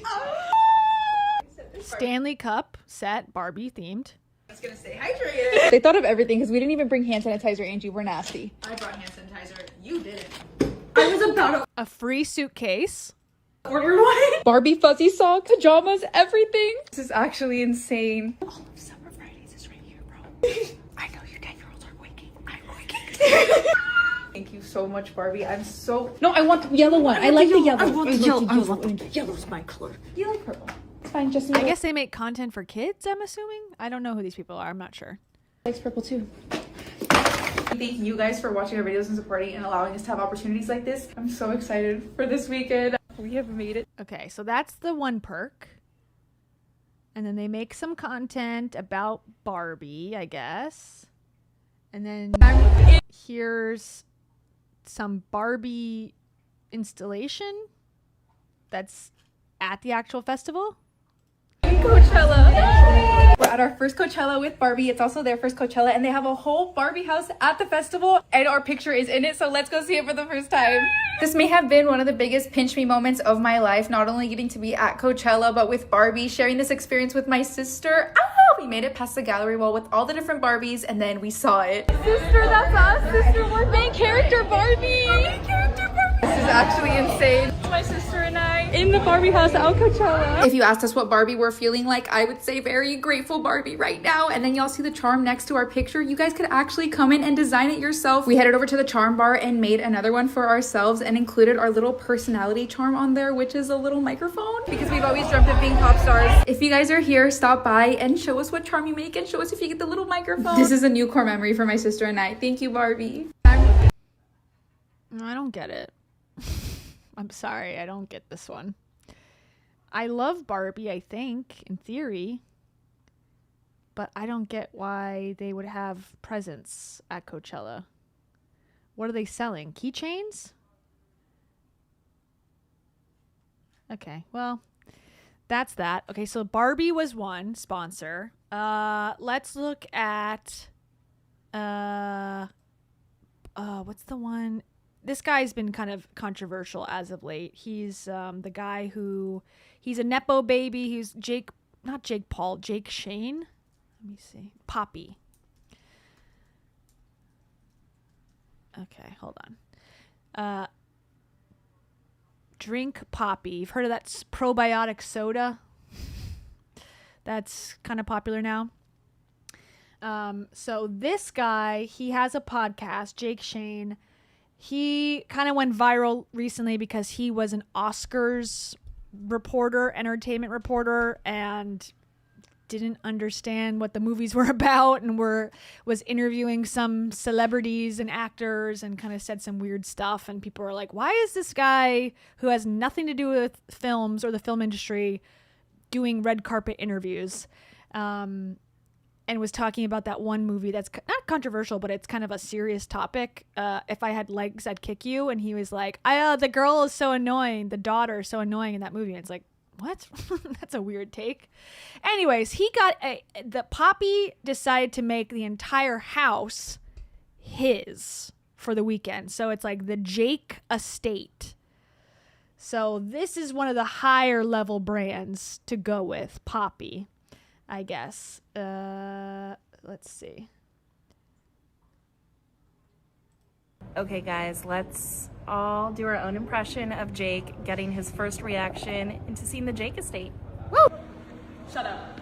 Shut up. Shut up. I'm speechless. I'm speechless. So they're envisioning what his reaction is going to be. Okay, let's skip to the real one. Hey, Emmy! Oh my God. Hi! You guys. And I think my eyes must honestly be really attuned for whatever, like overnight. Like everyone looks so young. When I look at him, he looks 12 to me, 13. But he's an adult, I believe, also. Okay, so this is his experience at the Poppy house. Wait, do I have to go? How far do I have to go back? Did he even post about Poppy? Oh, this one. So here's his contribution.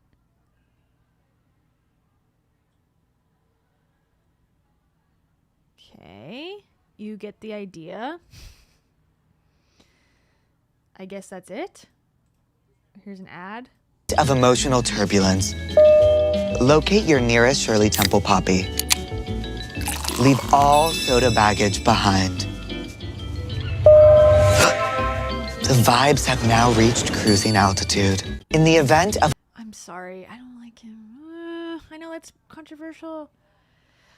He is the son of a person who wrote movies for Mary-Kate and Ashley, apparently, and his mom is a Washington Post columnist, and he's friends with all these people who are in the industry as well, and it's just like, can we get someone who's not already set up for success? perhaps. Okay, so here's the house he got to stay in. Oh no, this is Mickey. So they did 2 different people. They did Mickey, whoever that is, and then Jake Shane.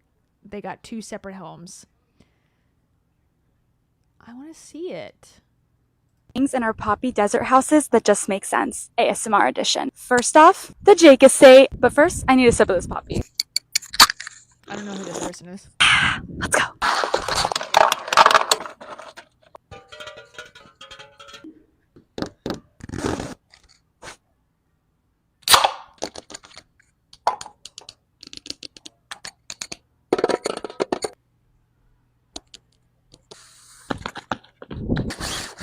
Now let's go to Mickey's house, aka the McMansion. How cute is this? Happy graduation, Mickey! Let's go look at the cute merch. And no house would be complete without your very own poppy fridge. So which house are you staying in? Bye. Neither. Unfortunately. Okay. And this? Couture. Is it couture? It's couture. It doesn't look like couture. It's couture, honey. Look at the tag. And this? So I guess this is bringing awareness to Poppy. What do you mean? Thank you, Poppy. Bye, kids. He might have needed a stylist. What do you? It's a little underwhelming. I think I prefer the tie-up scarf than this. Mer. Thank you, Poppy. I don't know. I'm not seeing the payoff personally in these branded activations. Okay, here's somebody that was supposed to go. We'll talk about Addicted, the brand. This person allegedly was supposed to go with, and I only found that out that it was Addicted from people in the comments because she posted a screenshot and people figured it out what brand it was. So she was supposed to go with Addicted and then at the last minute got uninvited. Now, I think the brand is at fault a little bit. She's at fault a little bit. None are great and it didn't work out, whatever. But people were very unhappy that this person was uninvited to go to Coachella by this brand. Or not even uninvited, they were ghosted after saying yes at first, send us your flight information, and then was ghosted after that. So not the best situation, but... And I don't like that this creator named Ivy didn't name the brand either. Now, she put it there with the screenshot so you could figure it out. And I get that you don't want to piss off that brand, and not even just that brand, but like the brands that see that you've talked shit about a brand. They might think, oh, that person's not good to work with because if they're unhappy, they'll, talk shit about us too. You don't want that liability. So I understand that. But a lot of these people are talking about, I was dropped by a brand. But then they don't say the brand. And a lot of people are speculating, including myself, like maybe that's fake. Maybe they were never supposed to go. They were never gonna go. And they come up with this sob story. And I don't think her in this case, but other people who, because there's like 20 people who've done this, videos about how I got dropped from a brand. They don't say the brand name, and then they hope that their video goes viral and that another brand says, we'll take you and we'll help you because you got treated so badly by this unnamed brand. We'll bring you for free. And they actually never had a brand that they were working with in the first place. So anyways, but here's her story. Here's Ivy's story. I go to Coachella this morning, and on my For You page, there's just an abundance of videos of girls being like, I can't believe like this brand randomly uninvited me last minute. Like Airbnb cancellations. I'm thinking like, oh my God, I can't believe like this is happening. Like this is so insane. I can't believe people are doing this. Then I get a text from my manager. I'm not going to Coachella anymore on the birthday. 2 weeks before all of this, I had 2 options to go to Coachella. One of them was with a brand that I loved, but it just wasn't the best situation for me personally. And the second one came super last minute, and they offered like full flight, full accommodation, VIP tickets, everything. And I'm thinking this is like so good. Even though it's all last minute, it's all coming together. Like I finna be in the pit. As soon as they tell me like, okay, we can confirm you, they ghosted. So this is last week. Thursday up until Monday of this week, they completely radio silence ghosted me. I was thinking as of 2 days ago, I was not going to Coachella. And then randomly last night, in the middle of the fucking night, the brand reaches out back to me and is like, okay, send your clothing info, send your address, send everything, like flights, everything, we got you covered. And like one of the big agreements this weekend was like I only had to wear their clothes, which I was like, okay, like I'm fine with that. Today I'm thinking everything is back on, like let's get this going. Then they asked me to sign this contract and it basically said I wasn't allowed to go to any other event at Coachella. And this would have been fine if they had told me this in the beginning, but I had already RSVP'd to Camp Poosh, Revolve Fest, 818 Pose. Then I get back to them, I'm like... When I first heard that, because it was in the other video too, that I'm talking about Camp Poosh and Revolve Fest and 818, whatever. I'm like, is this English? Like, just all words that I've never heard put together in it. I'm like, this is not advertising to me. All I'm hearing is like, what are you saying?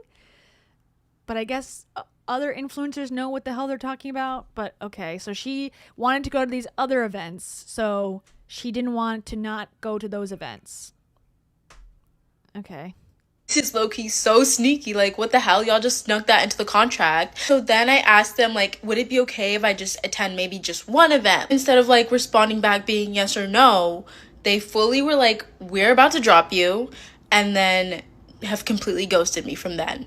So basically, I don't think I'm going anymore. Like, trust me, I'm not trying to sound ungrateful at all. I just think the communication was like so disappointing because people were planning this in real time. Like, I was getting ready for this in real time. Obviously, I'm so grateful that I even have these opportunities presented to me in the first place. And I know this is not the end of the world, like, clearly. But yeah, that's my full story, and that all happened this morning. So that's my vibe. But it turns out she ended up going. Somehow. Anyways. And I think she went with the brand, quote unquote, the brand. But now I feel like she can't really talk about the brand because if she says, oh, the brand, because I think the brand solved the problem or whatever. Obviously, this is not how I was expecting Coachella to go, but the brand ended up fixing things. We just touched down in Palm Springs about 2 hours ago. Okay, the brand fixed things. Now, she doesn't say what the brand is, and I don't see any content on her page. So now it's almost like is probably prohibited from saying the brand name because if she does, now they're going to think that they were originally the assholes. So what a predicament that this brand now, which turns out to be Addicted, again, spelled the dumbest way you've ever seen it spelled. Here's how it's spelled. E-D-I-K-T-E-D.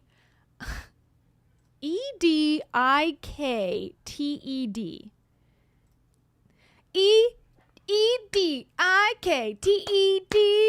What is that spell? Addicted. No, it spells addicted. Allegedly. And now I'm seeing the inspo. This is the inspo for all the thrifted outfit stylists. They must shop here or get inspiration from this because these are weird. These are 3 weird outfits. The only one I like is the top. And I guess I would wear the white one. The other one, ooh. I'm getting really honest about my fashion taste today. Sorry. Okay, so they ended up going. The brand fixed the issue, and it says the first comment is fixed only when you posted a video. But now I do think like she can't say the brand name; it'll be worse. So she needs to have plausible deniability that it was the brand that is addicted. Anyways, some of our favorite artists are performing today. I brought my best friend Anu with me. Hey guys! I wanted to show you guys our outfits. I was going for a Kate Moss Glastonbury type of look with the boots, something super cute but casual vibes. And then I was going for just like a basic Kendall Jenner, just here for the vibes. We tore this place upside down trying to find an outfit. We got mad at each other, we resolved it. Not quite. Right. TBD. And yeah, we're about to head off to Coachella. Obviously, this is not. Okay. So what she may have missed out on was the free gifting suite. Again, the free gifting event that you can go and get free stuff because you're specialer than everybody else, okay? Because you're an influencer, girl. You're an influencer and you deserve the world. So this person didn't get dropped. She got to go from the start. And this person is named Charlize Theron. No, I guess it's just Charlize. Okay, come with me to Addicted Coachella. Here we go. Do you think these cactuses are real? No. Very own Super Bowl this weekend, Coachella, so come with me to the Addicted Gifting Suite. So every year before Coachella, most brands have gifting suites for influencers to get all their outfits before the weekend starts. Very interesting way to pronounce.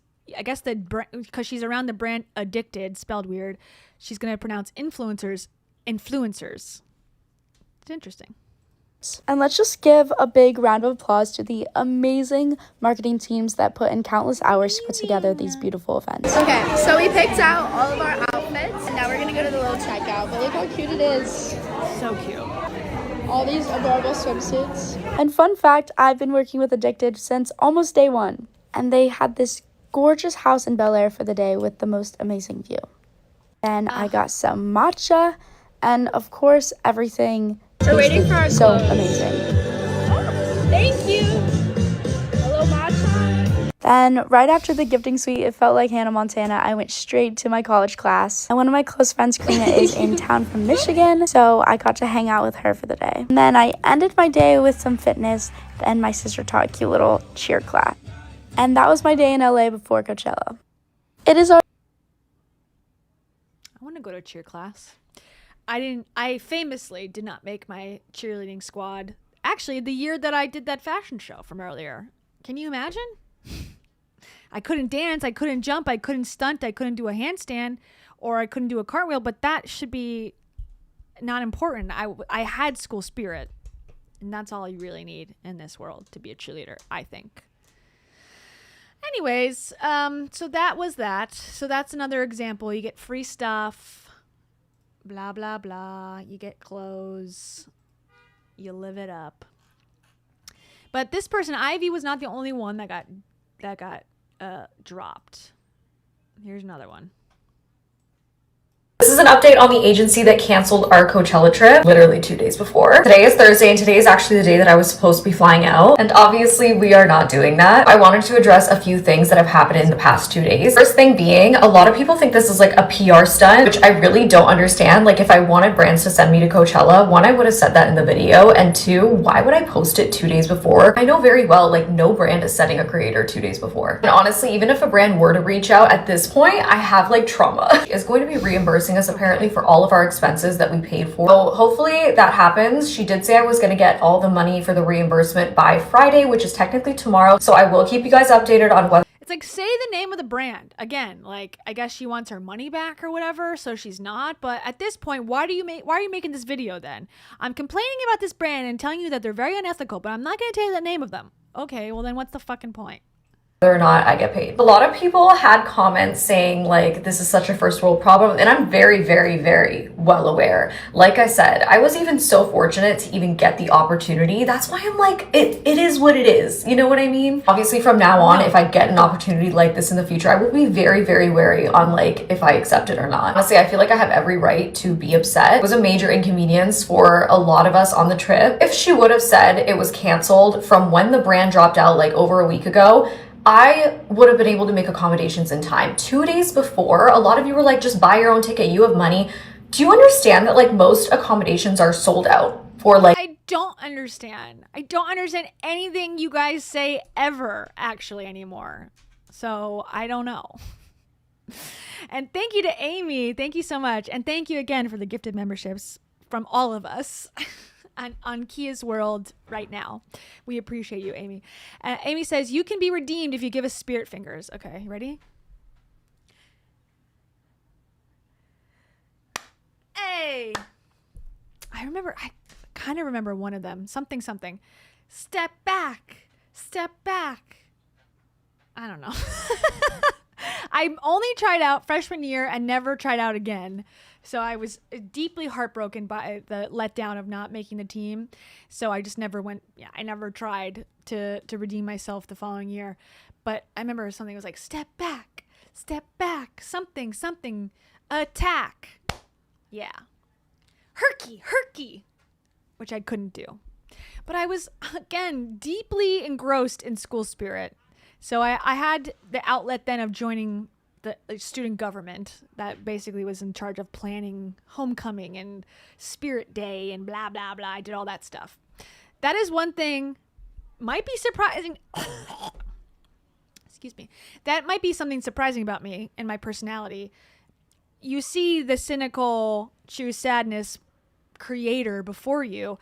I really am and still am a big supporter of spirit and cheering for a team because I think it's good for your heart and your soul, personally. And I went to 2 proms. I went to every homecoming. I did like any setting up of the chairs type thing. I was just involved. And I like that stuff. And that's why I think I got sad as an adult and still am sad because I'm like, can I help out? I think I just need to volunteer more. I signed up to be a volunteer and I haven't done it yet because I'm a bad person. So I just need to get involved in something because I really do think a lot of optimism can come from being a part of a team and a group. As someone who works at home alone and spends a lot of time alone, it's like, man, I miss those days of having people to talk to. I'm all alone. There's no one beside me. My troubles all are gone. But there's no one to deride me. But you gotta have friends. So thank you, Amy. That's all I have to say. And SK, thank you so much. SK says, more spirit fingers, please. Okay. You ready? I have like booty shorts on, so I can't like really stand up too high, but maybe I can do a little crouch. Hold on. Ready? Go team. Go team. We're here to win. We're here to spin, and we have the spirit. Ah! Thank you. Okay, everyone's leaving. Everyone's leaving right now. I know it. Thank you so much. This is for you. Was it funny to you, SK? Wow. Uh-oh. Amen. Yippee. Oh, my. And thank you also to Den Juin. Thank you so much. Den Juin says, volunteering is a great way to do that. Yes, I know. I need to. I did it in Florida a little bit when I was doing my yoga teacher training. You were forced to, which is again showing that I'm not a great person because I had to be forced to do it. But I really, really enjoy it, and I do like it, and I do like the idea of it. I don't know why I keep like pushing it off, to be honest. Jeez, this is so good. That's what I say when I do it, but it's like going to the gym also. It's like I love going to the gym, but do I go every day? No. Are you okay? No. You are so quirky. Ugh. You are so quirky, Denjuan. And thank you to Rogue Theology. Rogue Theology says, I survived the Antichrist and all I got was this lousy t-shirt. You survived? That's so good. I'm so happy for you. I have this to say. I think James Cameron should win the Nobel Peace Prize. Amen, sister. Also? Certain? I was not. Yeah. True. And also? My family thought I was off my rocker. True. Also. And finally? I don't am regret not someone anything. who fails. Whoa, Rachel, calm down. One thing at a time. I don't regret anything. I am not someone who fails. And also? I just liked being able to get away with whatever I wanted. So true. And finally, thank you again to Amy, as always. Thank you so much, Amy. Amy says, get involved with Betty's Monk School to get rich. Yes. Especially if it was an animal-related volunteer thing. Nothing could be better. There's nothing better than it. Am I right? It is 18 American dollars. You are privileged AF. And it's money off of my back. We all love money. That is so true. Thank you, Amy. And thank you, everybody, for your support. I really do appreciate it. If you guys were the judges of the cheerleading squad in my 9th grade year, I know I would have made it. And I wish you were there. Okay. A ridiculous price. Even if I were to get a ticket in time, I still have to pay for flights and accommodation now, and the flights are so expensive. I'm also a mom. Like I said, I made accommodations for my daughter. There are also 2 other girls on the trip that made accommodations the same way. Not to mention the creators on the trip that already made content for the brand. So imagine you making content, posting it, and then thinking you're gonna get a trip in exchange, and then she tells you it's completely canceled. Like, I would be upset. I think honestly they are going to be reimbursed for hopefully whatever they usually put as their rate. Even that's like super messy because I'm like, how do you negotiate that now? Another thing I'm gonna address is this a scam? Was this whole trip just not gonna happen? And if I'm being quite honest with you, I do think it was gonna happen. I do. And this is my theory. This is all like my theory. So like this may not be correct, but this is what I think actually happened. Obviously, for a brand deal, influencers get paid X amount of money for certain deliverables. This trip specifically originally was a lot of deliverables. So I think that she was working with originally the 3 brands for X amount of money. Let's say 10,000 per creator. There's 8 creators on the trip. Let's say it was 10,000 each. That would be $80,000. So I think what she was doing is using that money, the compensation for the deliverables, to pay for the trip. Then like, so a Ponzi scheme. It's a Coachella Ponzi scheme is what it sounds like. probably whatever else was like left over she would keep, because mind you, like none of us were getting paid to go to Coachella. Like it was in exchange for a free flight, a free stay, and tickets. So do I think like that was her motive, is to like get the little bit that was like left over for herself? Yeah, probably. Because the one brand dropped out, that's less money. But then none of the products came in on time. So she said, scratch all the content that you have to do before the trip. You're only going to do the content during and after the trip, which is less deliverables, which equals less money. So at that point, you're probably looking at this overall and thinking, influencer market bubble is gonna crash if it's gonna pop if it hasn't already. I just don't find this to be a reputable, reliable thing. I probably overall the bigger companies, the ones that are global, maybe have figured it out, cracked the code, but these off ones, these smaller fly-by-night businesses, hey, we make, you know, charms for your Crocs or whatever, it ain't gonna fly. It seems so scammy to me. All this stuff. It's like, I don't know. It's like so sketchy. Okay. I'm bored of that one. Let's look at Kourtney Kardashian at the Poosh. I kept hearing Poosh party, Poosh whatever. This is what you could have seen at the Poosh party. Okay. Kourtney Kardashian. Oh, sorry. She's 818, whatever that is. I love you, Kourtney. Hi. There she is.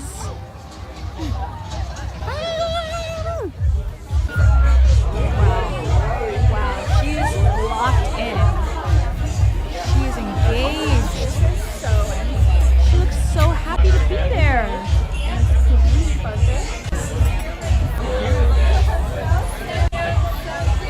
So cute. She's smiling. Kind of. Literally, Kim, you're being so rude right now. So fucking rude. She's smiling through the pain. Kourtney, I love you, Kourtney. Okay, so that's what she was up to. She was standing behind a supplement brand that probably does nothing and is full of chalk. It's called The Future of Wellness. So that probably cost $1 million to the brand to be pictured at the Lemmy event. The first comment is, she's doing what she hates the most, working. She does not want to be there. Yes, girl, give us nothing. Yeah. Here's the wrap up of Camp Poosh. Let's take a look at Camp Poosh 2026 because Kourtney really outdid herself. They have so much planned. I'm so jelly. Chef K, Ashley Simpson. Pause for a quick look at the map. All attendees were treated to this luxury Poosh pack featuring all the goodies, including Lemmy, of course, Kylie Cosmetics, and Poosh merch. They really stuck to the camp theme with the board marker welcome A tanning area perfect for a touch-up because I'm sure you're going to glow in the desert anyway. Some DIY denim making. They all gathered for a dinner. Quick glimpse at the food. Chef K definitely delivered. Oh my word. And we're treated to s'mores at the end. That sunset looks to die for. Oh my goodness. I'm obsessed with sunsets. Were you there or what? Like, I don't understand, and maybe it's the hater in me, but I could not watch, I don't watch anyone being successful or happy and go, I want that. And maybe that's my problem that I need to solve. But I do feel like I'm like, if I look at a picture of someone else's sunset, I'm not going, oh my gosh, wow, that looks so cool, without the tinge of, I want that for myself. Does that make me bad? I guess, because I'm like, I don't like celebrating celebrities and going, oh, I'm so happy for them. I'm not. I don't know. I'm just not, to be honest. I don't even know what it is. Can't poosh? Can anyone go? Or what? What is poosh? This branding's not working because I don't even know what it is. Okay? Want to watch? 1, 2, 3. Oh my gosh, it's slowly popping. Look at it, okay? What are we advertising here? It says she even made this boring. How can you make a balloon pop boring and ick? Courtney is so boring. She even made this more boring. Ugh. That's not good. Okay, what else? What else? Brand. Come with us to a full day of brand events. We're starting off at the Lola Blankets house. We just got here and I'm going to show you Lola Blankets house. What it's all about, all behind the scenes. Casa de Lola. Girl, this is so cute. This is like the new tiger blanket. This is it. The amount of blankets. A blanket company has enough money to hire and rent a house and bring influencers. The blankets that you can buy at TJ Maxx. A blanket company. Okay. You're telling me that the blanket market is big enough and profitable enough that they can afford this stuff. I need to get my knitting shears out or whatever, knitting needles out. Right here. They're on every single chair and there's food. There's a beautiful pool. Wow. This is a maze. This feels like I'm at a resort oasis out here. What is this? Look at this sitting area with all this fresh fruit. I'm actually about. What's that? It's one of those like dolls that you'd hit it and it'd fly up and then fly into your fireplace. The fairies, like, you know what I'm talking about. Those princess fairy things that would fly and hit you in the eyeball. They got one of them. To get some. Cray. This looks so good. She hit it. Kitty Marg wakes me up more than a sausage.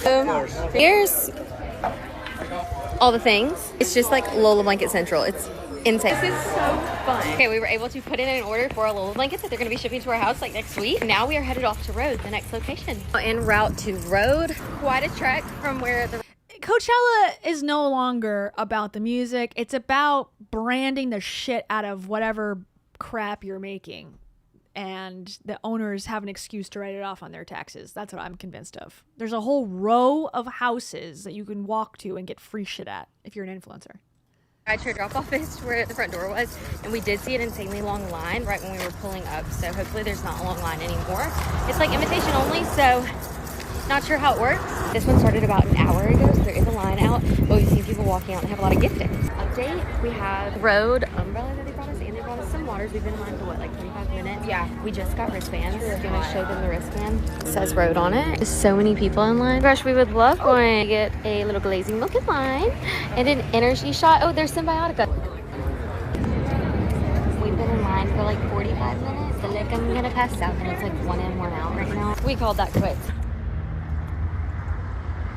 We're struggling. I'm really sad. I wanted to go. I was so excited, but it's okay. She's just so popular. Going up to stop number 3. Now we are at Camp Poosh. We will see if this also is going to be a bust. The line is insane. No, to anybody, if you ever come back and try to do this, you need to get here right whenever they start. We have to just try to go straight to Revolve. Just started not that long ago, so we think if we get there now, maybe we'll beat the line. We skipped straight to Revolve. We were a little bit afraid that Poosh was going to be road repeat. We pretty much walked straight up to the front of the line. It took approximately 5 minutes. The line is filling up really quick. Okay, there's tons of little food places and it's free. So I'm gonna try it all. Start. The Sonic pop-up. Literally everything Hey, that's where I want to be. The Sonic pop-up. Blue Crush. Coconut. Woo! Sponsor me. Had no idea this was Dylan Efron. Who's that? Any relation to Zach, I'm assuming? Or a different person? You just walk up and grab whatever you want. Still have a performer here too. Well, today we're known. Thank you. Next gifting is a hand sanitizer. Amazing. Matcha review. This is the greenest matcha I think I've ever seen in my life. So jealous, you guys. It tastes like grass. Pop socket. They're perfume holders. Okay. We're now at Coachella. We're waiting it out to see Bieberchella. Today was very interesting. Yeah, the events were very fun. However, the waits were insane. There was way more people than we thought. And unfortunately, we never got into Poosh or Road, which I'm actually depressed about, but it's okay. So can anyone go to this, or is it only for influencers? I'm still confused. And I guess the blanket company was the best place to go because you could actually walk in, but I guess no one wanted to be there because it's just a tiger blanket. Probably from Alibaba.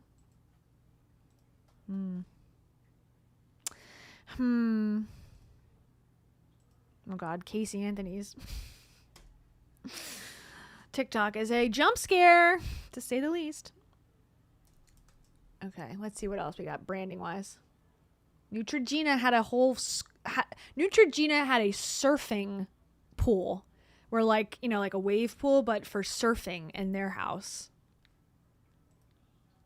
See. Okay, I swear I'll stop doing these soon, but I've seen a few more amazing activations at Coachella that I wanted to share with you. First up, this brand Electrolyte, which is an electrolyte company. They had a really huge activation, but what I love most is that they did a 5K throughout Coachella. They're doing this both weekends, but it was a 5K at 9 a.m. on the Saturday. I love this because it shows they know their audience. Runners are so committed. They would absolutely be into this at a festival. Obviously, the 5K finished with free electrolyte products. I think that is perfect for their audience. So Neutrogena did a pop-up of their Beach Defense sunscreen. I love when beauty brands do sunscreen pop-ups at festivals. As a pale girl, it's just one less thing you have to worry about at a festival when you know activations like this exist. I believe there were 8 of these towers scattered around. And what I liked about them is that they had mirrors, not only for photos, but to see if you've rubbed in your sunscreen. I think that is so handy. Last but not least, Always, which is a feminine care brand, and Secret Deodorant did a collab. They created this refresh room. This activation was really thoughtful. They had free deodorant, feminine care products, and air-conditioned bathrooms. If you've been to a festival, you know how bad the bathrooms can be. Extra points because it was just a gorgeous activation.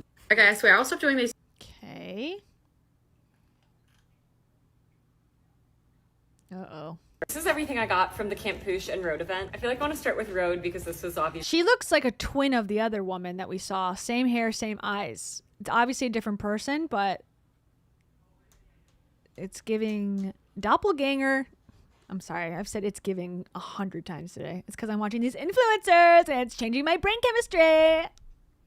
The most exciting. They had this balloon pop game, and if you hit the balloons and you'd get a mini one. I played twice and unfortunately didn't get enough to get the big one, but it comes with the little pimple patches in it. The rest of the stuff came from the goodie bag when we walked in, and it has the new Road eye patches, which I'm so pumped to wear. They gave us the bottle of the glazing mist when we walked in too, and honestly it's so nice. We already sprayed like so much of it yesterday. Little jelly spot stickers. Symbiotica was one of the brands that was there. They had this Symbiotica lemonade, which was so good. I need to try to make it at home. And lastly, the glazing milk. I would say Road did a really good job on their gifting and the overall experience, probably because it was a bit smaller, they could actually give out more. Poosh, however, was ginormous, so it was a little bit less on the gifting side. This was a field guide they gave us, and you could stamp off at the different gifting booths. I'm a huge fan of Lemmy. I have a bunch of bottles of it, so we waited in the line and they gave out a sample pack, which I was kind of surprised because it's smaller and it is her event, but there's also a ton of other costs. Kylie Cosmetics had perfume, lip butter, and volume mascara. I think the rest of these were all from TikTok Shop. It was this Skin Derma Peel Grayson Stella eye patches, which I actually packed a bunch of these with me. Beliefs Aqua Bomb and Cooling Eye Roller. The last one was Instacart, which they gave us a little tote and then we could pick out 4 items. I got Goodles because I am obsessed with these. I've heard people been talking about the Cloud popcorn, protein popcorn. I want to try this. I literally just grabbed gum because I don't have gum and I was like, might as well stock up. Honestly, I went to these events just for the experience and not for gifting. Like I would have been totally happy not getting any of this, but it was fun to have these little add-ons. I will say I was surprised by how long the lines were for all these giftings because I'm sure most of the people there probably frequently get PR. Rhode, however, was top tier and I'm very happy I got this. This is everything I got from the... So I guess they were influencers. Okay, so it says, why brands spend $500,000 at Coachella and what they get wrong. You ever wonder what really goes into those brand experiences at Coachella? Yes. Brands are spending $500,000 at Coachella this weekend, and here's what's really happening behind those tents. Coachella is one of the highest creator density events in the world, so those creators are off-duty in good lighting, in good outfits, and genuinely having fun. That is not just a campaign, it's a total content machine. A well-run activation this weekend generates more organic reach in 72 hours than a paid media budget of the same size could buy in a month. But does it convert into sales or brand loyalty or anything? I don't know. But a lot of brands treat it like a distribution moment when really it's a credibility moment. So if you don't have a clear visual identity and a real reason to be there, you can end up looking really desperate. And here's what nobody tells smaller brands. You don't need $500,000 to make noise over Coachella weekend. Sometimes all it takes is one moment, specific, well-designed, highly photographable moment that the right people in your target community experience and want to share. So that could be a dinner, a suite, even a curated drop ship to creators before Coachella for them to take along. Most brands never explore what they can do with less budget. You ever wonder what really... I guess. I don't know if any of it moves the needle. I think the general public hate influencers as a rule of thumb. So... Gonna be honest. I don't know. Okay, I like this girl, I like this guy, so I don't know what this is going to be about, but it says Coachella influencer brand trips are a lot of poorly done damage control PR right now. Okay, let's hear.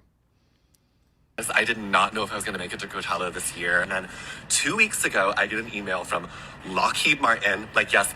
People are finally picking up on the fact that brands have largely just been using influencers as damage control PR recently, but it does beg the question. What's your price? What is the offer you can't refuse in which you are selling out your morals to a brand? It's a really good theoretical question to consider because this weekend, a lot of influencers said Coachella for some reason. And now their fans are mad because their Coachella trips are being sponsored by brands they literally previously told everyone to boycott. And this isn't uncommon because brands that are under controversy always suddenly have the biggest budget for marketing. In fact, almost every single brand deal I've been offered in the last few months has clearly been a brand that's going through something publicly. And one time I had a large brand that was getting canceled by people in my niche reach out and offer me $40,000 to do an ad in the middle of it. Wow. And I thought $40,000 is a lot of money. And it made me wonder the question, at what point does it become more morally unethical to me to not take the deal and reinvest the money back into the community they've harmed? Now, obviously, they just wanted me to make a generic ad that they could run in hopes that my audience would see and trust my voice and it would win them back or something. Yeah, not gonna happen, but I see what you're trying to do there. So I made them a counteroffer that I've made to every controversial company that's reached out to me trying to do the same thing since. Now, notably, this was back around January and February 2026, in which I was reaching out to everyone I knew trying to get funding to help with the community aid runs. That's, of course, when I ended up making the trade offer with Young Gravy. I made him some videos, he helped fund everything, he made some big donations, it was amazing. And to that brand, I said, I'll make you a similar deal. Make it $60,000 because I know you have that money. And in the ad, on top of that, I get to say that I'm doing the ad because you're donating $60,000 to the community you harmed. And I will let everyone know that you're funding the next couple rounds of mutual aid on the ground here. Essentially, I said I will get on that sinking ship with you if you help the communities you harmed.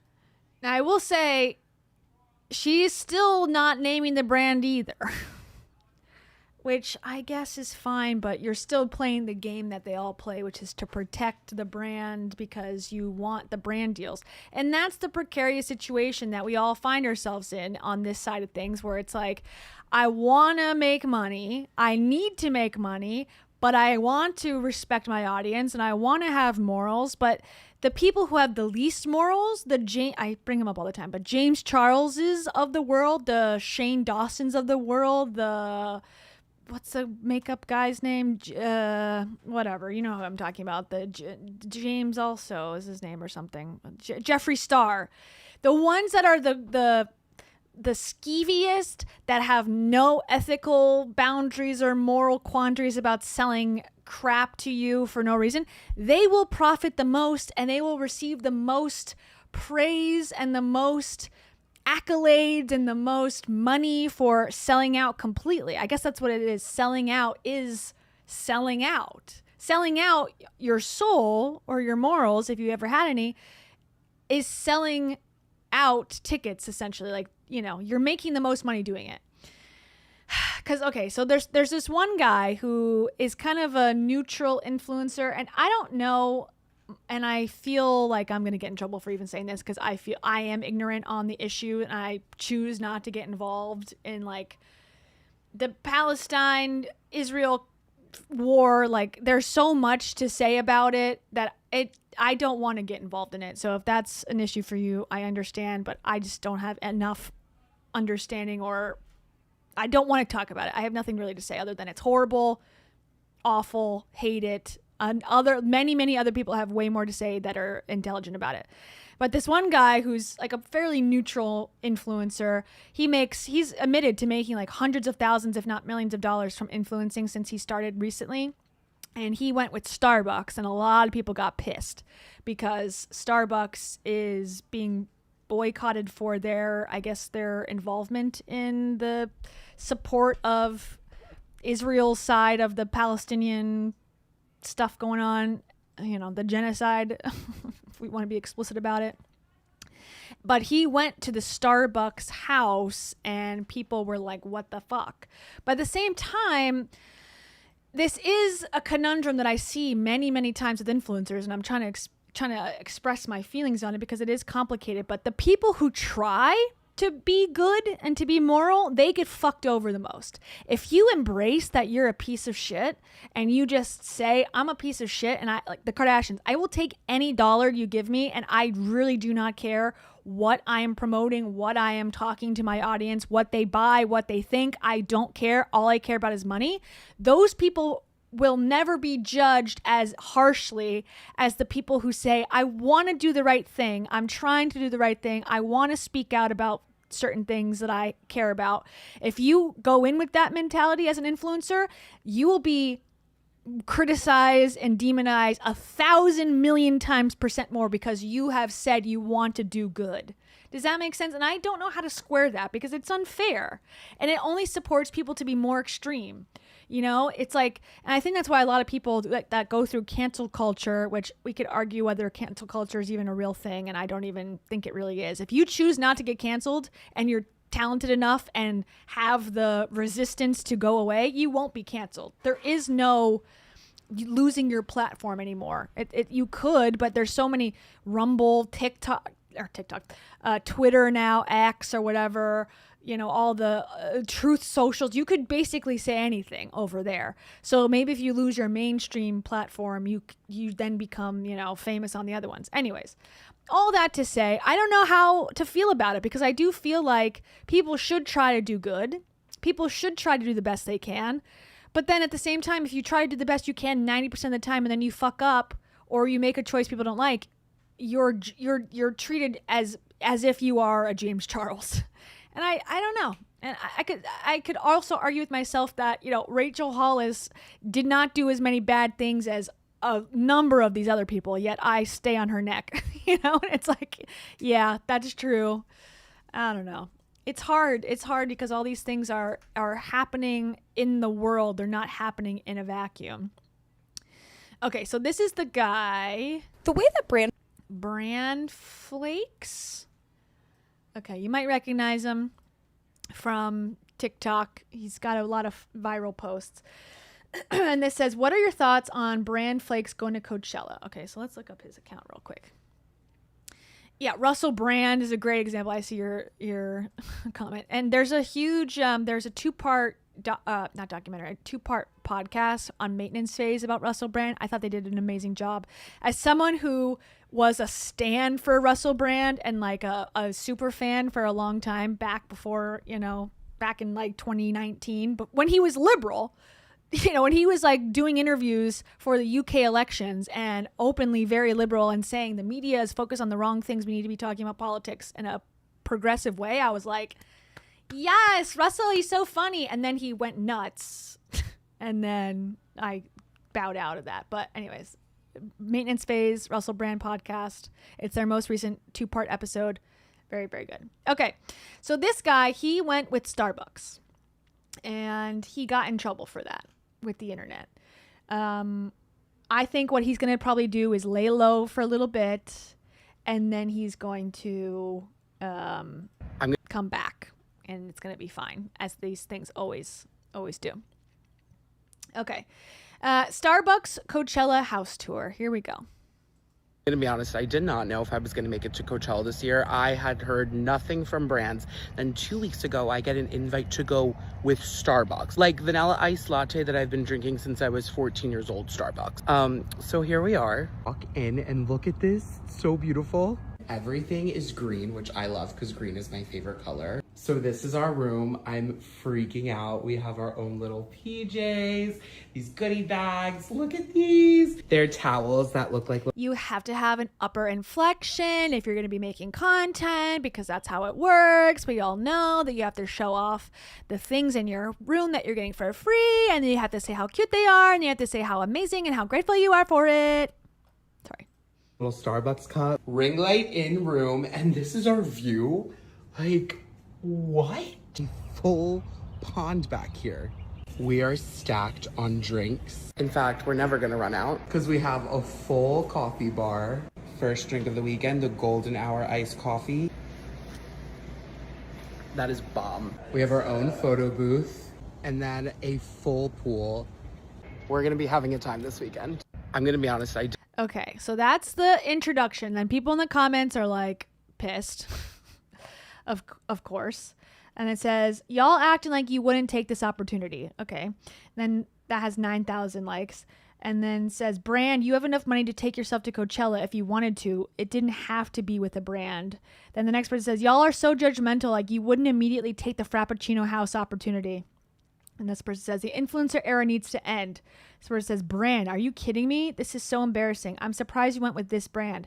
So we pretend to care about people until the big corporations give you freebies. Understood. Unfollowed you so fast.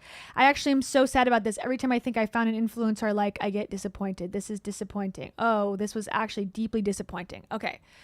Those are the general comments. Now let's go to his apology video. A lot of people also did not like this, okay? And I do agree. To me, the apology rang hollow, but I think it's for the same reasons I just said, which is I think he found himself in the I can't do anything right category here. And it's one of those things that I think all these influencers probably will face at some point. But then I fear that this pushes people to become radicalized and go alt-right, unfortunately. And it's because they are involved in scandals constantly. So it's like, I don't think this is going to happen to him. But I do see people who are getting punished by the followers or saying, I'm unfollowing you because I don't believe in you anymore. And then they go, well, if I'm going to be unfollowed for this, I might as well go and do this extreme shit. And then that can happen. I don't know. Okay, this is the response, the apology. And it says, okay, perfection is the prevention of progress. Interesting thing to put. Okay, I agree.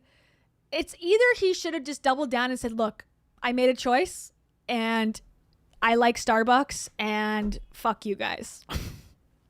But the way, again, he's caught in this, I want to seem like a good guy, but I did something that people think is not a good guy thing. And then, I don't know. It's non-committal. To apologize for starting off a video saying I didn't know if I was going to go to Coachella this year because I didn't know if brands were going to send me. That did not land, and I get that. Fucking tone deaf as shit. No defense for that. I'm very open about the fact online that I am a huge liberal. I am hugely against Trump. I am hugely against ICE. I passionately believe in women's rights, trans rights, LGBTQ rights. And because of those stances, I have lost a lot of brand partnerships, and I've never cared because I've made in a lot of videos that you guys are now posting and seeing resurface. I would rather lose a partnership than make my stance on something unclear. I stand by all of that. This weekend, I partnered with a brand that, despite everything that they've seen and you've seen about my political views, was happy to partner with me. This brand and every other brand in the world has never been boycotted by me. I have never once come on this app, and if I have, please find in the comments, you post the link of where I said these are the brands I'm boycotting. Every single big corporation you could think of has unfortunately had ties to the man in charge right now. Now, if your issue with the partnership I did was with how the brand handled a conflict in the Middle East, you in particular want to boycott any brand that has had. And a lot of people did not like that sentence right there, a conflict in the Middle East, because it's like, if you really are taking a hard stance, which he says he has, which is a liberal stance, it's a genocide. Like, that's what's happening, for as far as I can tell. And, you know, to say, like, if he in the past was like, this is what we should do, and this is my beliefs and my political thoughts, and then now he's like, it's a conflict. It's like, okay. He's PR'd himself a little bit here. Ties to the situation in the Middle East. Ones here are ones that most of us use and support. If you can confidently look through every single item on that boycott list and say you do not use any of those items, rip me apart in those comments. Are you so for real? I'm a glutton at the end of the day. And you want to get a Diet Coke, or if you want to get mac and cheese from Chick-fil-A, you have to, you have to live. And if we keep making it the end of the world, we're just going to keep losing. No one agrees on 100% of the same things, but if we can all agree that Trump sucks, ICE sucks, what's going on in the Middle East sucks, we can take action and we can vote. We can have the discussions online, spread awareness. And if you're basically telling me, actually, Brand, no, you can't, we want you to stay silent about everything, that I'm not going to do. No, what they want is for you to agree with everything that they think all of the time, but what people forget is that, there's complications and there's lots of thoughts and tons of things that people think, and not every single one is going to be the right move. But you can't also go, okay, I'm going to say the right thing now, because there's going to be 50% of people, no matter what you say, that's going to say, no, I disagree. That's what I think when people go, well, if you have supporters, that means that you're doing good. It's like, you know who had a lot of supporters? The freaking guy that, what's his name? Oh my God. The guy who had the cult. Why can't I think of his name? In California, which Once Upon a Time in Hollywood is based on. He had the thing on his forehead. He had a lot of followers and people who supported him. And I feel like, yeah, no matter what, any crazy thought you have, you're going to have supporters. People think the earth is flat, okay? There's lots of people out there that think the earth is flat. If you wanted to get those people on your team and support you, you'd have to, jump through flat hoops to get them to do it. Anyways, all this to say, it is an interesting conversation. It's something I've been thinking about a lot with, creating content and having a public voice. And I tend to myself err on the side of I don't say anything because I don't know enough, and I'm purposely not educating myself to take a stance, and that will probably piss people off, but that's my choice to do it. And I don't know, so it does, I don't know, it opens up the door of influencers, because if you want to be honest, you can't. This is something I'm thinking about a lot lately, and I was telling my friend about it the other day, how much lying is a part of society, and I wonder if it's always been like that. Probably, but how lying is built in to our existence, and if you don't lie, you really screw yourself over. And how many times recently has I should lie come up, and not to your friends and not to your family and not to like people, I'm not talking about that, I'm talking about in society. Like, for example, on your insurance card when you drive a car, it likely says never admit fault at an accident scene. But we were taught, I think, at least I was taught, honesty will set you free. The truth will set you free. Be honest. If I cause an accident, I morally would want to go, I did this. I'm so sorry that I caused this to happen. But my insurance card tells me not to. So morally, I'm like, well, I want to do the right thing. But if I do that, I'm going to be fucked financially. Or same thing with like, I just had a colonoscopy a couple weeks ago. I told them the truth. I said, no, I don't have family history as far as I know, but I have a symptom and I want to get it checked out. Can I, what should I do here? If I would have lied and said, yes, I have family history, I probably could have got that for free. And now I have to pay $4,400 for having that procedure, and I have insurance.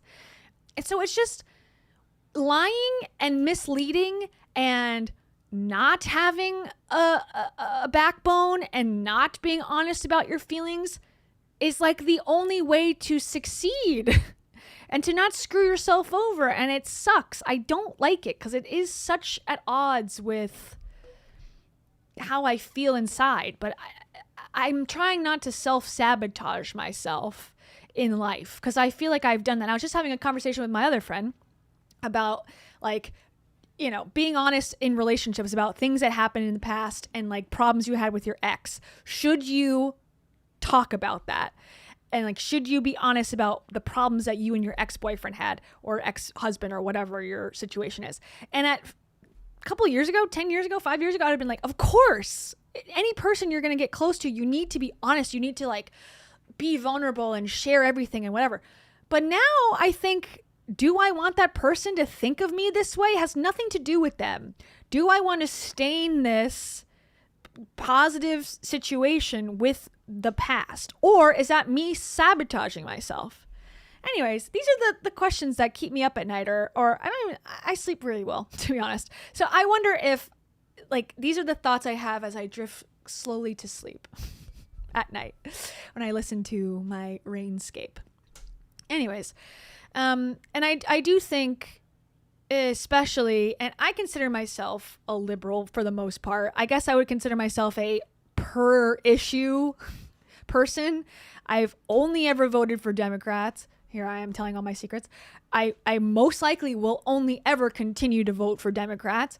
However, I don't like how the liberal party is very mean on issues. If you disagree on any tiny little thing or say something wrong, you are like demonized and told that you're a piece of shit. And it's like, as much as, I get the frustration, I get the anger, it's like, it hurts your feelings after a while of like, look, I agree with you on 8 out of the 10 issues. 2 of them I feel differently. It's like, well, you're a piece of shit bitch. It's like, whoa. Eek. And I think that is pushing people away from a message of unity. Going back to school spirit. Unity, hope go hand in hand. And I think that's what we need to have. And unfortunately, it's like, I know this is like such a stupid thing to say, but the more polarized we are, the less likely we are to... The thing is, we're all in this together. All of us, most likely everyone watching here, is not in the 1% of success financially, monetarily. And since we're all in the same boat, we're a team. All of us are a team, regardless of what you think. And it's like, the more that we can see eye to eye. And the thing is, walking outside and interacting with people in real life is so much easier than interacting with people online. And it's like, that's because we're all multiple things. Anyways, I feel like when I say stuff like this, people are like, oh, that's what someone who is trying to get out of something really serious would say, and someone who's an idiot bigot would say. And it's like, okay, I guess so. I don't know. Nuance is dead, everybody. And so is Coachella. And that's the stream, everybody. Sorry. That was my rant of the day. Don't know where that came from. Someone says, Kia, he took a brand trip to Coachella. He didn't say a thing that was wrong. I don't necessarily think he did anything that was wrong either. I don't know enough, and I'm like, I don't care about this person. I don't care what he does. And so that's my stance. But other people who have strong opinions about it, I go, yeah, you're allowed to not follow him. You're allowed to be mad at him. He's allowed to push back or whatever. But I do think people who get so angry about it are sort of missing the bigger picture. But then again, look at me. I have a whole channel about talking shit about people. So what do I don't know. It's complicated. Life. It is so complicated. It's got things that you like and things you don't. Hey! Anyways. All the answer to life's quandaries can be actually solved with this book. L. Ron Hubbard's Dianetics. I've made no progress on this. I'm still at the very, very beginning. Once I heard there was no aliens in it, I was like, oh, god damn. I want to learn about Xenu.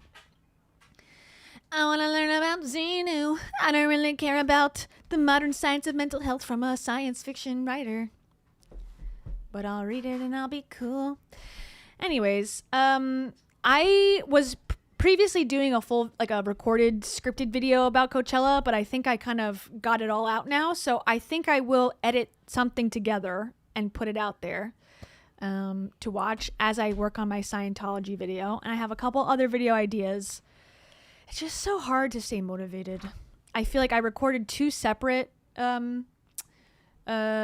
videos about Coachella. On Friday I recorded some, and then I was like, I didn't really like how what I said and what I sounded like. And then I recorded some last night, and then I was like, incomplete. I need more. And so now I think I finally hit the nail on the head. So yeah. And I will say, again, this is just me riffing now and talking shit and whatever. Oh, wait, hold on. I got something before I move on to my final thoughts. I started an art class on Thursdays. That's why I'm now streaming on Wednesdays. So I started an art class. It's 2 months long. So it's 8 weeks. Every week you do a new painting. It's acrylic painting. So the first week was using grayscale, like the gray, black and white, and mixing them together and trying to learn how to do the different shades of gray, which is sort of, symbolic of life's many moods. But anyways, so the challenge was to draw a box, like a cube, and have it have a shadow. So here it is. Painting reveal.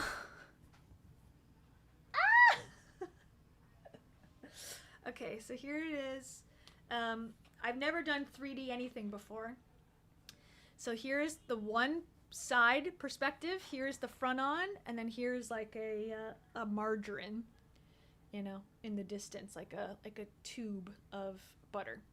And I added the face because I felt like the squares were just a little lacking sentience. And then I showed my friend at work, and I said, what do you think? Because everyone I work with is like very artistic, basically. And so he said, oh, you should pitch this as a premise. And so then I was thinking of like, yeah, you're right. So I'm like, this is AI, right? This is the AI, this is Claude, this is ChatGPT in a cube form. And then these two are good and evil of humanity, and they have to come together and fight to take over the white AI overlord. And so that kind of is also what we're talking about, which is, can we overcome our differences to be human again? Maybe that's what this is all about. Maybe that's what all of this is about. Can humanity come together to fight the AI that we also created? Whoa. Anyways, Scientology has changed my life. Just kidding. I'm also joking. If you don't know, I hate Scientology. I'm not joining, just FYI. So tomorrow we're drawing an orange. So that should be fun, and I'll show you next week. What was I talking about? I don't know. I guess that all summed it up, really. And thank you so much. Yeah, I really am about getting out there, trying new classes, trying new things. I was doing an investment class. Now I'm doing art, painting, whatever. And I would like to do golf. People are going to absolutely hate me. I know golf is bad for the environment. It just looks so gosh darn fun. And I feel like men get to have all the fun stuff. And it's time for us ladies to have some fun too. That's what I say. We are the tube of butter. We are tubes of butter, and we have tubes, and we're not margarine. We are not blue. What should I call it? I'm calling it boxed in. Okay, no, it's too on the nose. Box. Because it's like the female. Okay. Gross. Yes, I left Florida, and now I've become a virtual member of the Villages. I've been to the Villages before. I don't know if you're familiar with the Villages in Ocala, which is the retirement community in the country, basically. Like, I think they got hundreds of thousands of people who fit, like, the 55 and over community. I gave a speech there one time for a writing group that was there, and it was about social media and like pitching yourself. I don't know. It was something that I got asked to do, and it was like a friend of a friend. They're like, you do social media stuff, you come and do the talk. Anyways, I did it, and it was awesome. There were so many activities there at one given time. There was just one building. There was like a workout class, a tuba class, a writing or your memoir group, which is what I spoke to. And there's like 100 people there. It's not just like 2 people in a little thing. No, it's like big groups. I really wish we had this for non-senior citizens. They can have theirs, but I wish there was, I don't know if I'm middle age, I'm 34, but like my age groups, because there's going to be, I think this is a business idea. I can't do it, but if you guys have money and have interest in running a business, there's going to be a whole generation of people who don't have children at some point, probably in the next 20 years, like that 35 to 50 group that are going to be single and wanting to do stuff as a community. I'm in. And I don't want it to be a cult. I want it to be, corporatized. And you don't have to sleep with the leader. Yeah. Oh, you live in Ocala? Oh, blessings for you. If you're under 60 and you live in Ocala, blessings. Godspeed. You should go. Well, I don't know. Yeah, I guess you should go. In Williston, there's an elephant place that I went to once. It's near Ocala. It was pretty cool. It's like someone's house, which is weird, but anyways, you should look it up. Anyways, if you like shuffleboard, if you like joining clubs, the Villages is for you. I'm joining. I don't give a shit. I don't give a shit what you guys think. I'm joining. As soon as I turn 55, I'm there. I'm getting property on the Villages. And I'm teaching my Scientology class. I'm just kidding. Okay. Yeah. Hey, Ocala has zip lining on mountains or something I saw on Instagram one time. I didn't try it, but that does sound cool too. Anyways. All right. Time to sing my song. If you'd like to get your name sung in a song that I sing at the end of streams, join the Gold Straight Up membership. And then if you don't want to do that, you're in for it, buddy. If you don't want to join the membership, I'm canceling you. And you can never recover. Okay. Thank you. This was fun. And we'll be back next week with a brand new thing to talk about. Goodbye. We are Scientology.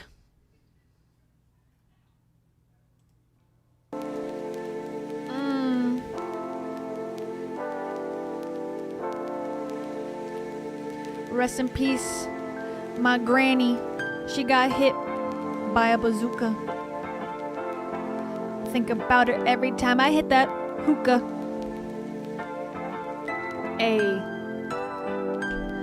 Starry Nights, EXE. What do you know about me?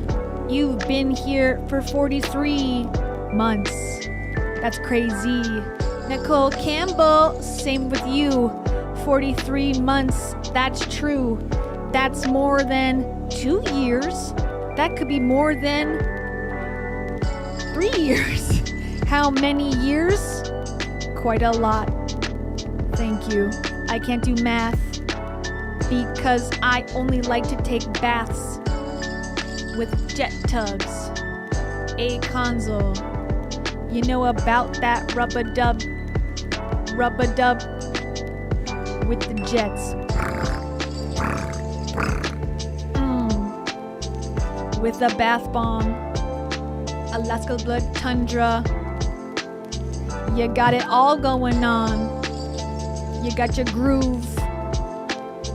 You'll make the move, cause you're smooth. Like PB&J. Hey! Lillian Massey. You are Taro's favorite. She says meow, meow, meow. Can you hear it? It's very subtle and quiet, but she means it. Rabba Gabor. 1 + 1 is 2 + 2 is 4. I guess I can do math after all. I would never let you fall if you trusted me in a conference room and you fell back into my arms. Doopy doop doop doo doo doo doo. That's true. Rebeled Fuentes. I wanna put some glasses on your head and lenses. Hey, Warby Parker. Leaf Madison. Do you like to sniff Sharpie markers? It's okay if you do. I won't judge you. Okay, maybe a little bit. Maybe once, or maybe two. Taro, how about you?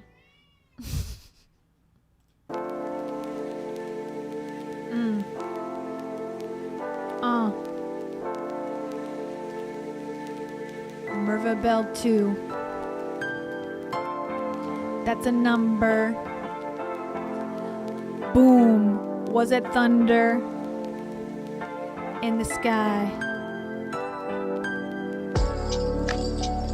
I would never lie. Unless it's in an insurance scam or an accident plan. Hannah Lulu 7. Do you go to creditcardheaven.com and get a great deal or a steal or a meal? You can get anything you want because that website's not real. Olive Harper. Do you ever want to barter with goods and services? It's a really great way to get free stuff. Well, not free, but without having to put it on your taxes that you have to claim. Maya Sloan, here's a reminder. If you didn't pay your taxes, you better do it today. You got till midnight. Unless you filed an extension, which I did. And that's because TurboTax was not working. On Palace Belay 94. Did you file your taxes before or after the deadline, which again is today? Remember when they used to give us discounts and like really cheap hamburgers and stuff? I don't think they do that anymore because the economy is not doing great. Healing Relax, can you relate? I think so. Inflation's at an all-time high, and gas prices are at an all-time high, and groceries are at an all-time high. But getting high is still the same, I think. Shanna. I got one thing to say to you. I was going to church, but then I got high. I was gonna read a book, but then I got high. I was gonna sing a song, but then I got high. Gracie Charlie loves cats. I bet you like yoga mats too. But specifically the ingredient that's in the Subway sub sandwiches. That probably tastes like glue. And is also found in your shoe. Good night, everybody. See you next week. Bye.